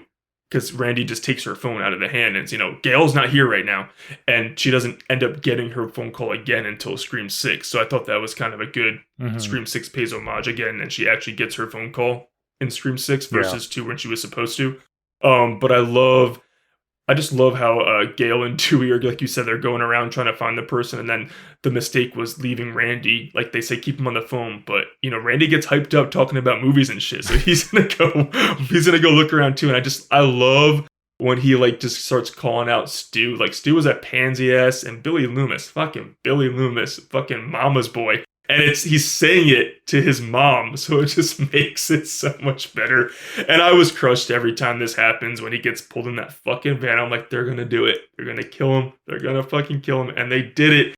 And, they had the balls to kill off a main character halfway through the movie. It's a great scene. I love it. I love Gale's scream when she finds his body. It's like an all-timer scream in horror for me. It's so damn good, and it's so devastating to see Sydney's reaction after her friend is, killed off. I love after he dies, Sydney's just like, I need to call his parents and do his, like, I already made that phone call. And you can just see, I love how Scream 2 takes the time after a big death like that to let us see the effects it has on our main character versus other installments. We're just kind of like, all right, let's move on. Boom. Like we take a minute and we get to see these people like grieve and feel it, the loss, which makes, again, this movie more impactful for me. So I love that about it. Yeah, I kind of second everything you just said. I really like this sequence too. I think it's so unique and pretty cool the way they do the whole courtyard scene. I think it's pretty suspenseful. I will give you, this is one of the more suspenseful scenes in the movie. For sure. Definitely more suspenseful than the CC set piece, which I feel like had wasted potential. I think this was done really well, and it's so heartbreaking to see him go because he definitely was a fan favorite, but kudos to them for killing him off. That takes 100%. Takes balls for sure. Yeah, and I also love no, go ahead. No, I was going to say this prompts my boy Joel to. I was just going to say that yeah. the most realistic person in a horror movie. My boy, man, he's like, I'm calling a taxi, man. I'm getting the fuck out of here. It's just, and I love it. Contrast to the beginning, was like, us folk don't make it far in these movies. Yeah. It's funny. I've seen this movie. It's not one of my favorites, but I have seen this movie a lot, over the years, and. That scene is so funny and so impactful that I almost always forget that he comes back at the end. because good. that scene is so I love memorable it. when he leaves, you think he's gone for good, but then he comes back at the end and it always He like supports his girl. I don't fully forget it, but every time if I haven't seen the movie in a while, I'm just like it like snaps me back and I'm like, oh yeah, Joel's back. I forgot about that. You know, it's funny. I like it. Joel for Scream 7. Oh God, no, please. But no, I'm just He needs kidding. his We don't happy need ending more than Sydney. We need Sydney tormented one more time, but Joel can keep his happy ending. But before Sydney like finds out about Randy, we have the scene when she's in like the library on the computer. Yeah. And this is when her and Cotton interact, Oh and I do God. like this interaction too because he's such a fucking dick. How he Dude. like berates her. I know. You know, lovable and fucked up Sydney Prescott, everyone's favorite little victim. Like, fuck you. Fuck you. This is what but I mean. he's pressuring her. I know. But again, it builds up obviously you don't like it, but it builds up like Cotton be the killer. Like we have all these options, but I just even if he's not the killer, which he's not, but for him to do that to her after all she's been through and literally like pull her down in a hallway, grab her, like it's just he's a nasty person for doing that shit. Obviously, he redeems himself a little bit later, but that scene just always made me fucking be like, oh, I hope he's next. I hope he gets killed next. It pisses me off. But it is a time and well place, acted dude. scene. Time and place. I mean, Yep. dude, you could have asked her this, like, just wait a couple weeks, wait for this to settle down, and then you can ask her. You know, she's literally under And, like, police protection right now because there's a killer after literally. her, and you're like gonna berate her in the hallway. It's like, dude, you care about fame that badly? Like, just let it breathe a little bit. Maybe she'll do the interview with you. It's like And so like take funny. a hint, it's Sydney Prescott. She's not gonna do it. Like she wants to know. move. Like she wants to just be Sydney. You mentioned that he kind of redeems himself at the end. Kind of. You know, like he has Well, I mean- always has his motives, and it really this is kind of why I love his character.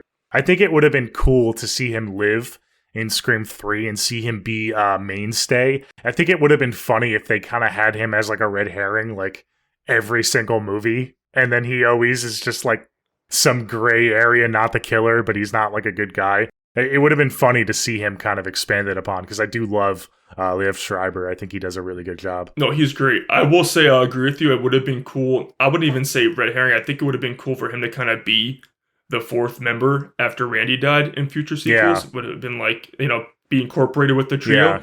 But I think if there was ever a returning character to be killed off in an opening scene, obviously Cotton was a good choice, and I do think that because he's the only returning character from a prior movie to be in an opening scene, minus Tara, who has a quick like 2-second cameo in the Scream 6 opening, you know, quickly when she's talking to whatever his face is. Yeah.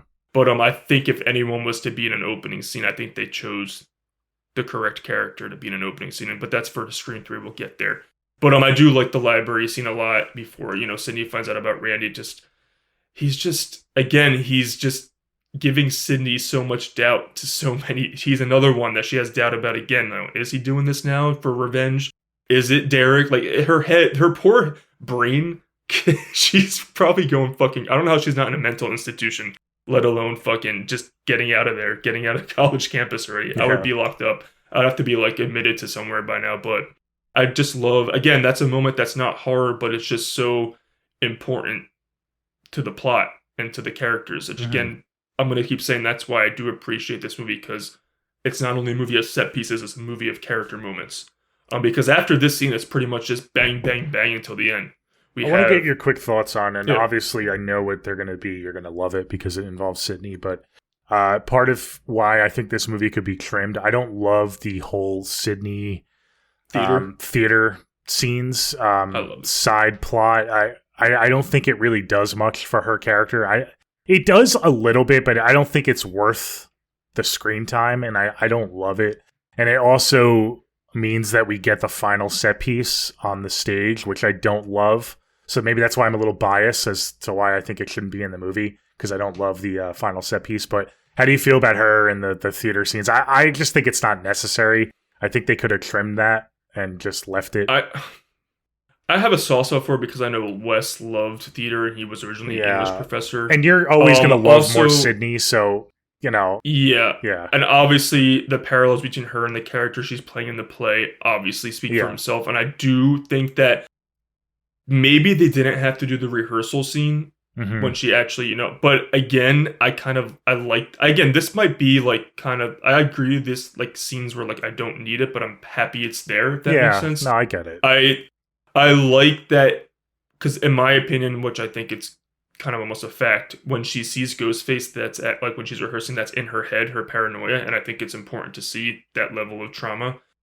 Versus, because it's not a real Ghostface, it's not Mickey on It the might stage as well there. be. Those masks are fucking basically knockoff Ghostface. I mean, holy shit, they're so similar. It's Greek mythology there. But my favorite part about that is obviously the scene that she's having with Gus, the professor, when, he's like, you're a fighter. She's like, I'm a fighter. He's like, I don't believe you. She's like, I'm a fighter. Like, I didn't hear that. And she's like, I'm a fighter. And that last I'm a fighter, you're like, this fucking girl's not dying. Ever. She is a fucking fighter. I love it. It's just the fucking encapsulate, and it just like makes up what Scream is that Sydney's a fighter and she will always survive. And it's introduced in Scream 2, obviously. Yeah. She becomes the ultimate final girl by the end of Scream 2, and she like solidifies herself as the best final girl after the finale of Scream 3. But I love it because of that. Yeah, I mean, I kind of fall on the fence of. I kind of fall on the fence of, we know she's a fighter, and it's more of a show don't tell. Like, we didn't need her to say that. We didn't need that whole subplot. Like, but I think she needed to tell herself that. I think she needed to tell herself that she was a fighter and that she can make it through it, because she's literally talking to herself. Yeah, but maybe that's another reason I don't love it. Like, I want my final girl to kind of, in the moment, at the end of the movie, have that realization, which she does, but she, so... It's fine. It's just another nitpick. I think they could have trimmed it. Again, you're not the only one. Yeah. Okay. But after that, it's just fucking iconic scene after iconic scene. So I love the scene after the police station, after Randy's death. Sydney's going to get taken to somewhere safe. Obviously we don't know. We're not informed of where she's going because it's a safe house or whatever. But I love, again, this scene is Gale becoming the Gale Weathers that we know for the rest of the franchise, even though she has her fallbacks. When her and Dewey had the conversation outside, she's like, yeah, I really feel really bad. It's almost like when she saw Sydney crying after Randy, she's like, I took part, I wrote about this woman's tragedy, and like, I'm seeing the effects these deaths have on her. Obviously, Randy's death affected Gale too, but she really sees, what Sydney has been through, and she's coming to that realization, like, I feel really bad, Dewey. I feel really bad. Like, she says that. And that's one of my favorite Gale lines. And this is my favorite Gale of the franchise, because this is her turn to Gale. Like, the Gale that I love. And I just love when she's like, I feel really bad. I just want to find this fucker. When she says that, I 110% believe that she doesn't want to find the killer for herself. She just wants this to be done. And I mean, Courtney Cox, Neve Campbell gets all the credit, like, as she should, but like, Courtney Cox is like right up there. She's so fucking good.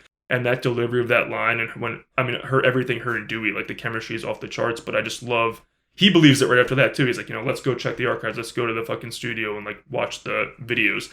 It's just such a good, it might be one of my favorite parts of the movie because of Gale's turning. I just love that scene of dialogue. It's so good. And then after that, we get one of my favorite chase scenes of all time, when they go to the whatever auditorium and review the footage. It's so good. Suspense, dude. We'll talk about this because you're not as high on it as me, but it's your favorite, right? It's your favorite in the franchise. It's my favorite chase scene in the franchise, probably. Well, okay. I really love the Sydney chase in Scream 3. Through the replica of the houses. I love that chase scene so much in Scream 3 as well. But those are my top two, probably, chase scenes of the franchise. I love that, Dewey and Gale have their moments, and they, they get a little lovey-dovey. You need that. They love each other. We know it. And then I just love how the footage changes to, again, prior to what Scream 4 did, because, Jill and Charlie filmed the murder. Scream 2 does it too, because they show the footage of Ghostface filming. Yeah. Obviously Debbie saw it, so they show it. It gives little seeds of what's to come in Scream 4. I love that. As Dewey's cop in a field. Footage. I mean, who wouldn't? It's fucking Gale Weathers, Courtney Cox. But she's like, Dewey. But I love when she's Dewey. Like, Dewey, look, fucker. But I love how she's like, it's not my footage. And it's like, oh, fucking shit. And then you see Ghostface up top in the projector. It's so well done. And then Dewey goes up there and does his Dewey thing. And then obviously we're expecting Ghostface to be up there, but then he pops up behind Gale. It's so fucking good. And I love the chase. And again, I'm going to bring it up because I love Scream 6 set piece, but to me, Scream 6 is more of like an action fight, which is great. It's fucking all-timer. The Scream 2 set piece with Gale is all about the scariness and the suspense. It's not trying to be all-out action. It's trying to scare you and keep you on the edge of your seat. And I prefer that kind of chase in a horror movie versus, let's just fucking run and duke it out, which is great. I think that was perfect for Scream 6 or set piece. Scream 2 set piece to me is just so much better because it's so fucking suspenseful. When she's getting chased and running through the sound booth, it's so good. And then when it ends with, Dewey walking in and the fucking mirror, it's so fucking good. He's banging on it, and then Gale can't hear, and then he gets stabbed, and then he has the microphone when he's screaming. I was like, they're fucking killing Dewey. The first time I saw this, I'm like, I can't finish this movie. They're killing him. Like, it's just hard. This is heartbreaking.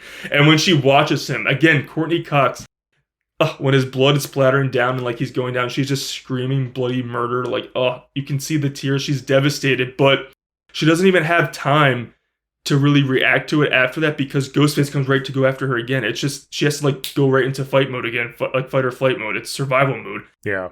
It's a perfect, to me, this is what Scream is this set piece. It's so fucking good. I love it so much. Mm-hmm. It's my top 3 chase scenes. I don't know if it beats the Sarah Michelle Gellar chase scene, and I Know What You Do Last Summer, but it's definitely top 3, top 5, chase scenes along with this, and a couple of the Laurie Strode Halloween 2 chases up there too for me. Obviously the OG Halloween and Scream 3 Sydney chase. It's an all-timer, this chase scene though. It's so good. All right, let's hear it. Let's hear it. What do you think about this set piece? I kind of sound I sound like a hypocrite in a way because when we talked about Cece's chase scene, I said I wish there was more intensity, more stalking.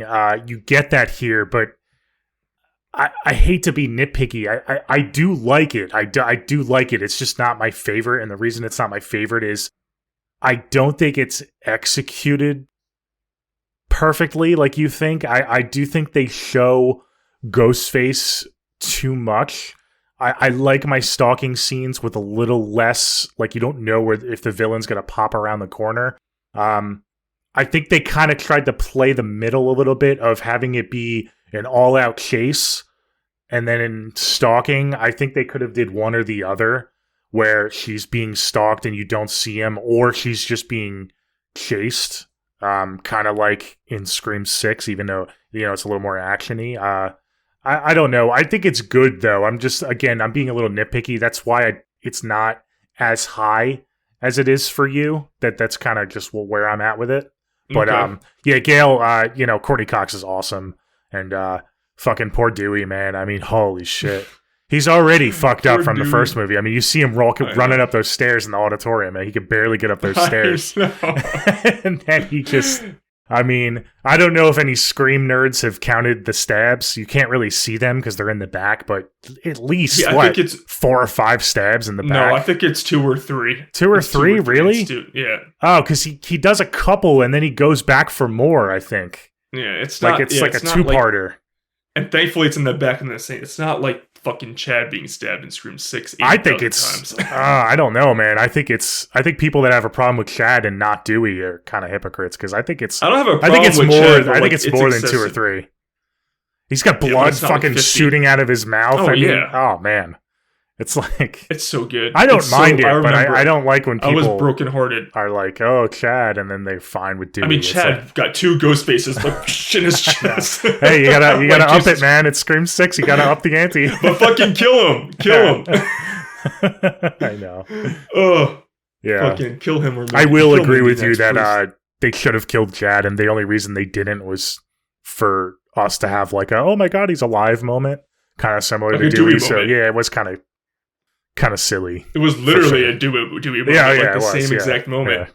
But I love it. And then which I'm talking about Scream 2 and set pieces. Right after that one, we get the car scene. Like right after we get the car scene. Right after, yeah. Instantly. Mm-hmm. Fucking iconic, man. Yeah. Oh, I love the car scene. Again, talking about suspense, which I'm talking about Scream 2. This is why I say Scream 2 is the most suspenseful. You said it too. That scene Mhm. You know, I love when they're at the red light. You know, where are you taking us anyway? You know, don't ask, don't tell. And then Don't ask, don't fucking tell. Slash. It's so fucking stupid.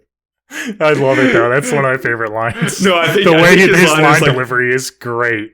no, I think it's like if I tell you, you have to kill you, and then obviously he just gets killed right there. It's so No, funny. he But does so say might as don't well ask, don't just tell. say- It is literally that. Because I just watched it yesterday and I was like, holy shit. That is so But funny. I love it. I fucking love. He gets his throat slit, and then these girls are stuck in the backseat of a cop car, so they're fucking Yeah. trapped. It's so well set up. Talk about get set up, and I love. It's pretty gnarly when we actually get like a huge car crash, like a huge explosion scene. Yeah. Like it's pretty intense, and the pole goes through that guy's head. Like it's pretty gnarly shit. And then obviously Ghostface is driving, so he's stuck in the front seat. I like to believe, because I think it makes it more fucked up, and I do think it's plausible, that when Sydney is crawling over Mickey and then Hallie, like, he's alive and he's relishing it. Not alive, he's awake. 'Cause, Okay. you know, we're led to believe he's unconscious. Yeah. I like to believe that he is aware and he's playing with them, which obviously makes more sense when it comes to Hallie's death, because he knows exactly when to get out of the car. Some people think he is unconscious. I like to believe that it's just Mickey being super. I mean, he's my number 2 killer. I just like to believe it's Mickey being Yeah. the fucked up motherfucker he is. And I love, it's so scary when she's crawling. I'm like, Sydney, just get the fuck out. Please get out. Get out, get out, get out, get out, get out, get out, get out. I think it's like suspense done perfectly for both. And we have to go through the same thing again with Hallie. I'm like, oh God. And Wes toys with us. You're like, he let Sydney go. They're not going to let There's Hallie no get way. over it, Yeah, too. I know. And Yeah. they do. Yeah. And they do. And I'm like, oh my God, it's so good. But then Sydney does, like, she's tired of running, which I get it. I get she wants to just end it right there. But unfortunately, Hallie didn't fucking follow her back to the car, which I'm like, girl, stay in 2, stay together. And then Hallie gets it. I will say that Hallie death scene, it's not anything like special. It's just a few stabs to the chest. It's fine. I don't mind it. I was bummed because I know that she was a good friend to Sid, but I like Hallie, girl, follow Sydney. She's the badass. What are you doing waiting back like that? I do love the comment when she's like, you know, stupid people don't go back, stupid people run. And then Sydney's like contrast that. She's like, I'm tired of running. Like, and you understand both points of view. Like, because they're in 2 different scenarios and 2 different headspaces. So I kind of like that little exchange before Hallie gets killed. Yeah, good shit. That car scene's good shit. I love this. I told you, it's so suspenseful. I mean, you get the claustrophobic elements, how he's just got to crawl over his body. I love it. Sydney loses me here, though. And they set her up to be such a capable character. She's such a badass. Dude, take the mask off. I don't see...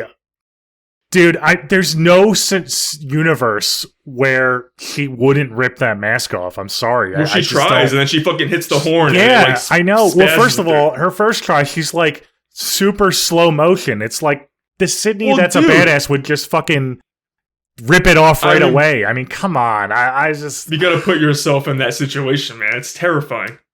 I do. And I it's unnecessary slow motion. And then she hits the horn and he doesn't react. And just do it. Just do it. I don't know. It bothers love it. me. I do love Well, the, she the makes up for intensity, it. though. She makes up for the bad air more than enough in a couple minutes, so it's all good. Yeah, and then he does his disappearing act, which is I don't love either. It's like, how did they not hear him get out of the car? But that's Slasher 101. I like know. every killer does the disappearing I feel like they do that a couple times in this movie. One with the projector scene, and then in this scene, how he kind of just teleports to the other person. Unless Well, it it's also both makes of sense because them. there's 2 killers, yeah. You think they're both there at the same time, maybe? Not Yeah. at the car scene, but in the Yeah. auditorium scene, maybe. You think so? Yeah, I guess it's plausible. Well, I mean, we have no idea where the fuck Mickey is, so he could be anywhere. So Well, it's Mickey 100% in the car, because when she gets to the auditorium and he reveals, he's like, "Oh wow, you're fast, Sid." I love that. Yeah.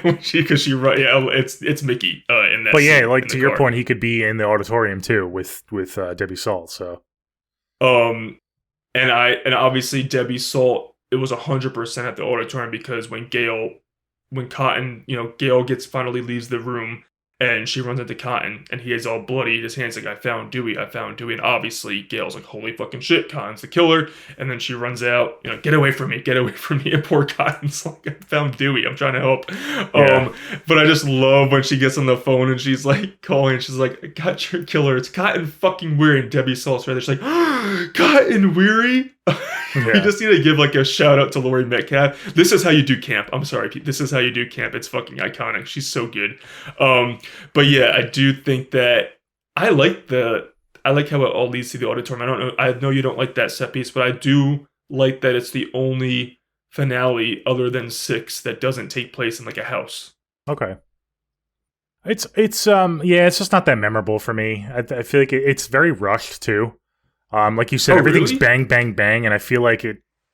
All of a sudden, we're there. We're at the auditorium again. Like we're back at the auditorium, and you have the quick little scene of the boyfriend, Derek, getting tied up and stuff, and so he's tied up, Hazed, pretty much. hazed. Yeah, but Because he gave Yeah. away his the Greek letters, whatever. He gave away to Sydney the necklace. That's why they're torturing him. yeah. Fucking I fraternities and shorties. I never understood that shit, but whatever. But it is. I mean, obviously it's great because we had to have that scene because that's how he ends up on the fucking Yeah. whatever thing tied up. Mhm. So we obviously that's set up for the finale. But I love when Sydney gets there and the music's playing and then Mickey comes running up and it's like, "Oh, you're fast, Sid. Don't you know history repeats itself?" Oh, it's so good. I love it because she finds Derek. Ugh, I just feel so bad for Sydney this whole entire time. It's so heartbreaking, but I love when he takes his mask off and he fucking torments the shit out of my girl playing mind games with this Derek scene. It's so good. It's so fucking good because Derek's pleading with her to help, get him loose. But Mickey's like, history repeats itself, boyfriend killer, boyfriend killer. Sydney's experiencing some deja vu. It's so good. It's so mean. He is so mean to Sydney in this scene. I love it. But then, of I do course- really love this a lot. I love his performance. I love Mickey in the scene. I that's not the reason he's not one of my favorite killers. I think the Yeah. reveal is way more like the performance after the reveal is more important to you than me. And that's where you kind of Yes. why you rank him so Yes. much higher. It just bothers me how they handle this character leading up to this, and that's why he's not as high. Okay. Because it really is a fun scene, and he carries this scene for sure. So I mean, we mean. get Debbie Saul coming in, and she's good too. I will give her credit, but he sticks out to me the most in this whole ordeal for sure. Okay. Yeah. He gets the first half and she gets the second half for sure. Yeah, Like of the. Yep. So I love when, obviously, unfortunately, when he does kill Derek. It's heartbreaking because she's like, "Fuck, this could have been." Oh, I know. Poor Derek. It's so sad. It's It poor is so Derek, sad. and I love before he dies. His last words are like, "I would never I hurt know. you." I'm like, I know. "Oh my god, this is horrible." Like, she'll But never date again. it's like, and Mickey wanted that. Mickey wanted that moment, and Yeah. that's why Mickey's like ultimate mind fuck Ghostface, in my opinion. But right after that, he goes, "Oh, he would have been a perfect boy to take home to mom if you had a mom." And I'm like, "Damn, he is going for fucking blows in this fucking." Oh, and then obviously this leads to my favorite moment of the entire franchise. Is this is Billy had it figured out. She's like, you're forgetting one thing about Billy Loomis. I fucking killed him, and then she just goes fucking ape shit on him. It's so. Oh, it's so fucking badass. I like cheer. I've seen this movie. I can't even tell you how many times I've seen this movie, and I fucking jump off the seat every time she says that line. Yeah. And she's like, "You piece of shit," and she just fucking. And it's even better because again, it's so heartbreaking but heartwarming because she uses the necklace to get him in the face that Derek gave her. Uh-huh. It's just like, oh. And I just love it. Just, you piece of shit. You're like, fucking fuck him up, girl. Fuck him up. And then I always get a crack out of it when he does finally get the upper hand a little bit because he has a gun and a knife. And he's like, "Oh, you got a little Linda Hamilton thing going here." I'm like, "Yeah, she does. She's fucking badass and she's killing it." It's so good. And then we get the reveal of I love when Gail walks out first. She's like, "Gail," and then it's like, no, and then it's Mrs. Loomis. I love how Gail was captured by the woman who was like tormenting her the entire movie. It's so fucking funny. I know. But yeah, that's the reveal. I think that I think her camp is fucking perfection in this movie. My girl, poor Gail, she gets shot after Mrs. Loomis shoots and kills Mickey. Poor Gail gets the stray shot from Mickey, his last shot, and then she falls down. So then obviously it always has to end with Sydney, face to face with the killer. But I do love the whole motive that Mrs. Loomis is just like, this is just good old fashioned revenge. You killed my son. And I do love the contrast with Mickey's motive. It's like, he just wants to kill. Like he wants to be a killer just to be a killer. He doesn't give a fuck. He's actually crazy, like psychotic. Like these other killers in their franchise, they have specific motive, whether it's something with Sydney or Sam, you know, or whoever. They have a specific motive. Mickey's just like brought in on the fun. He's fucking psycho. That's why I love him so much. He's fucking crazy. You know, he's going right to trial. Like he's fucking crazy. He's like, it's like wild. I always think of him, especially because of the classroom scene, as like an anti-Randy.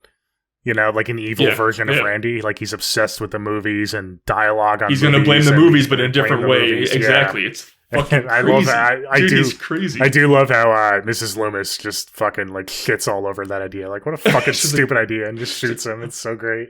She's like, oh, that whole blame the movies motive wasn't going to work for 1 second. But her delivery is so fucking good. It's so fucking good. All right, let's talk about it. 60 pounds and a facelift, or whatever they say. 60 pounds and a makeover. I think it was a makeover. Yeah. This is 60 pounds and a lot of work. Yeah, a lot of work. That's the line. Yeah. I just don't. I can't get on board with Debbie Salt. I can't get on board with Mrs. Loomis. We've talked about this in our Ghostface rankings.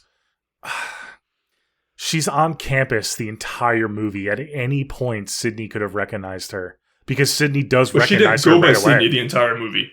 She didn't go by Sydney the entire movie. Well, yeah, no, but like, she could have accidentally. Sydney was on campus the entire time. So, like, yeah, but she was out in the open. She's trying to play it safe. I mean, she's taunting Gale. She's not like running up to play it safe. She's out in the open in the courtyard half the movie, like being a reporter, a fake reporter. How does she know Sydney's not going to walk up behind her, you know?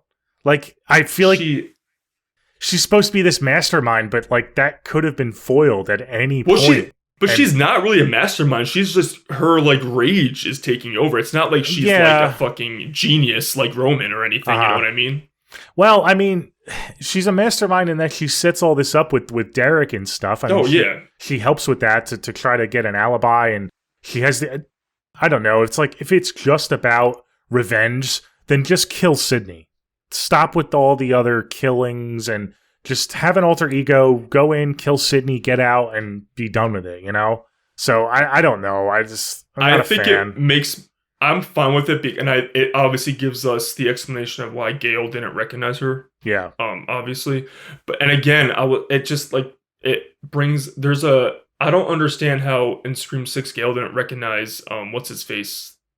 The cop, Bailey, Detective Bailey, because you would have looked at photos of Richie's family. Like, that's the plot hole of Scream 6. Like, there's no attempt to hide any. Like, I just don't understand this. Gale would have looked at photos of Richie's family, you're saying? Like, she would not have researched Richie's family after his death, like, after his reveal. Like, where's the cover? Like, where's the cover up in that? Oh. It makes no sense. I don't know. It's a plot hole. Yeah, so you agree with me that it's a plot hole in Scream 2? Because no, if that's a Scream plot 2, but Scream 2 went to the length to actually at least give an excuse. Like, she got the makeover. She did what, like, Gale, like, she looks different, like, completely different. Yeah. In Scream 6, it's like 60 pounds is not a lot. They should have said like 160 pounds. Well, and a lot of work later helps out the excuse a little bit. But I'm just saying, like, no, I don't mind the Gale aspect. It's just the Sydney part that bothers me. Like, Sydney could have added her at any point, you know? I don't know. Yeah, but I do love, I love the final chase because it's so, like, you feel they're both, like, so passionate in the fucking fighting each other. Yeah. And of course, Sydney's gonna fucking win because of Sydney. But this is when Cotton comes to, quote unquote, save the day. It's just so funny that Mrs. Loomis, to the end, she's just trying to do whatever she can to kill Sydney, almost to the point where she's trying to manipulate Cotton, where some people think that, like, Cotton, it's working on him, but I just think Cotton was playing it up. I don't think he was ever going to kill Sydney. I think he was, I think Cotton's smart, and I think he was trying to figure out a way to, put this into his advantage, and him hesitating worked because Sydney. And I also think he was also hyping her, Mrs. Loomis, up as much as she can to believe him before he obviously killed her, because he's not a killer. Yeah. That's what the whole point of, he's not a killer. But I love that she's just like, let me kill her and you can have all the fame. She sent you to prison for a year. It's poetic justice. It's so fucking funny. Her delivery, it's iconic. But obviously, Cotton shoots Mrs. Loomis, and I just love how, you know, he's like, you know, that interview sounds really well now, Sid. And she's like, consider it done. And it's just like, my girl, she just wants to fucking get this shit done. I love her. But, and then we get the whole Gale, you know, as alive. Obviously, she pops up, they bring her up. And then I love the reversal, like in the first one, they're looking down at Billy, and he comes back. But Sid's like in Scream 2, be careful, they always come back. And then in the background, you almost forget that Mickey's in the background, and he pops up. And I love how Gale and Sydney both are shooting him. It's like, those are my two girls. Two girls doing it. And then I just, again, it adds to the badassery. Like, Sydney just doesn't even take a chance. She just shoots Mrs. Loomis in the head. She's like, just in case. Yeah, this is where... I'm like, yes. Yes, fucking bitch. Yes. Sydney should be in jail. Yeah, pretty much execute someone. That's... I mean... She's dead already. Sydney's got some demons, it's for fucking sure. Awesome. Yeah. She's fucking awesome. A defenseless corpse. It's dead. She's dead, but it's just in case. Just in case. It's so good. Yeah. But yeah, so we get, you know, Cotton, Gale, and Sydney walking out, and then like you said, we thankfully have another survivor, and it's Dewey rolled out because his time was not done yet. His time was nowhere near done yet in the franchise. I'm so thankful that Wes loved him so much to keep him going. And I love how Joel, you know, he comes back to also be with Gale. I love that scene, and Gale gets in the ambulance. She actually goes with Dewey in the ambulance this time rather than in the first one. He goes in the ambulance and she just stays outside reporting. Again, it shows her progression.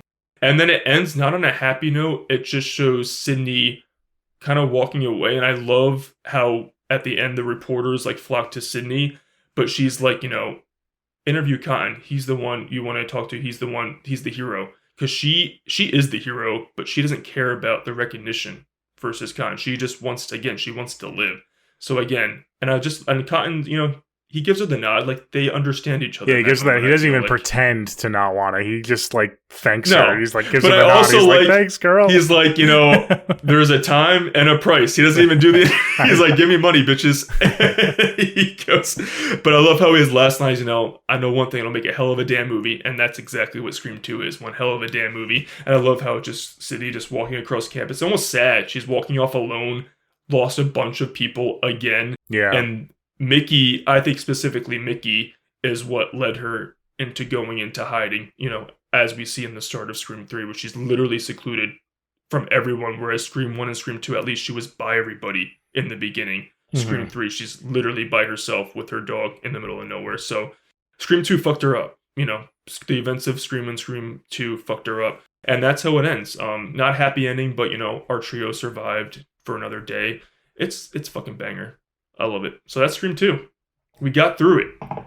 Yep, that is. You like the way it ends? 2. You like the way it ends, or like your? Yeah, I like the obviously I like that Dewey survives. The whole Cotton thing is funny, and I do love that shot, the overhead shot of her walking away. I think it's very poetic, very it's fitting for. It's like you said, it's more of a somber kind of. She's doing a slow walk across the grass. It's kind of like. Okay. Yeah, she survived, but things are not okay. She survived. That's how I take she survived. She didn't, you know, win. She just got through it. So, yeah, no. Exactly. And the song that's playing is pretty cool. I don't. You probably have it on your phone. It's one of your most played songs. It's probably But no, I like it a lot. The final epilogue, whatever. So.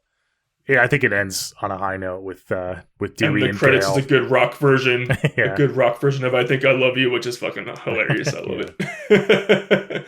Yeah, Scream 2, man. Okay, that's Scream 2. We did it. Okay, I guess we don't really have to go into final thoughts. I mean, you just gushed about this movie for almost 2 hours. Do you want to say anything else you want to point out or say before we wrap it up? No, I just can't explain and describe enough how important this specific chapter in Scream is to me. I love it so much. It is my favorite Scream movie. It's what makes me really, you know, I loved everyone in Scream 1, but I fell in love with everybody, our trio in Scream 2, and that's probably why it's my favorite movie. Yeah, other than that, you know, Wes Craven, you're the fucking man. I love you, I miss you, and this franchise is awesome, and I'm so happy it's still going. So yeah, Scream 2. I don't know if you want to get into scores like right now. Let's do the never split up moment. Oh, first. shit. Forgot about those. Damn, we're back. This is the first time back. We're back. All right. So for newer listeners, we are the Never Split Up podcast. After every review, we do what's called a never split up moment, where we just pick a dumb moment that a character makes, a dumb character decision that we think is stupid, and that we're, kind of a moment where we're screaming at the TV. It doesn't have to be where people necessarily split up. It could be any dumb moment. Right. And we have you guys vote on which one you agree with more. So because this is your baby, I'm going to go first because I don't want to give you an advantage. I don't trust horrible at these. I'm stuck between two, but I'm going to go with hopefully the one that gets me the win. I'm going to go with my girl Cece running up those stairs. I think that's the most obvious one where you're screaming at the TV, what the fuck are you doing, girl? Especially because she made that comment earlier in the movie. So I'm going to go with Cece. I don't love that set piece because it's so quick, and part of that is because she just runs up the stairs and dies right away. So I'm gonna go with Cece running up the stairs instead of staying on the first floor. Okay. That was one of my. I was caught between two as well. So I wonder if the one I choose is the other one. Mine's Hallie. Oh, okay. It's Hallie because when Sydney goes back to the car, to the mask, I said it before, like, Hallie doesn't go with her, and almost when Sydney, like, turns around, she's like, he's gone. She's like, what? She literally, I'm like, girl, like, you're in a heightened situation. What do you mean? Like, why are you being so nonchalant? Yeah. Like, get your shit together, girl. Like, fucking follow Sydney. Like, she's the leader. Like, follow her or fucking do something. Put your back against something. She's so unaware.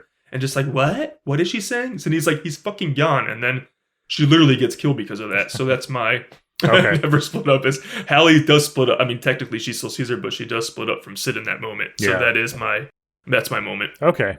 Mine was the same scene, but it would have been Sydney not moving the mask. Oh, okay. Masks, Yeah. But yeah, I had to go with Cece. Okay. That's more of the traditional moment. So Okay, let's get to our scores. Pretty anticlimactic for you, I think, especially people that have listened to our OG Scream scores. The fact that you have this higher than that, there's really nowhere to go. Dude. So yeah. So you want to just go with your score first? Yeah. It's a 10. I'm in love with this movie. It's one of my favorite movies. Scream 1 was also a 10. I mean, these two were, to me, are perfect movies. I promise when we go through every Scream movie, they're not all going to be 10s, but this is my favorite franchise, so they're all high up there. But yeah, Scream and Scream 2 are 100% 10s, and Scream 2 definitely earns that score for me. It's an all-timer. Okay, cool. This is going to be a pretty big deviation between our scores. Maybe Can one you of let me know what do you remember what biggest. you gave Scream 1? Do you remember? Because I just want to know what you gave Scream 1. I don't. can't remember. It was I know high it was high. nines. It was high. It was high nines. Okay. Yeah, it was All right. mid to All right. high nines, but this was All right, go nowhere ahead. Sorry. near that, so I don't think that Okay. really plays a factor.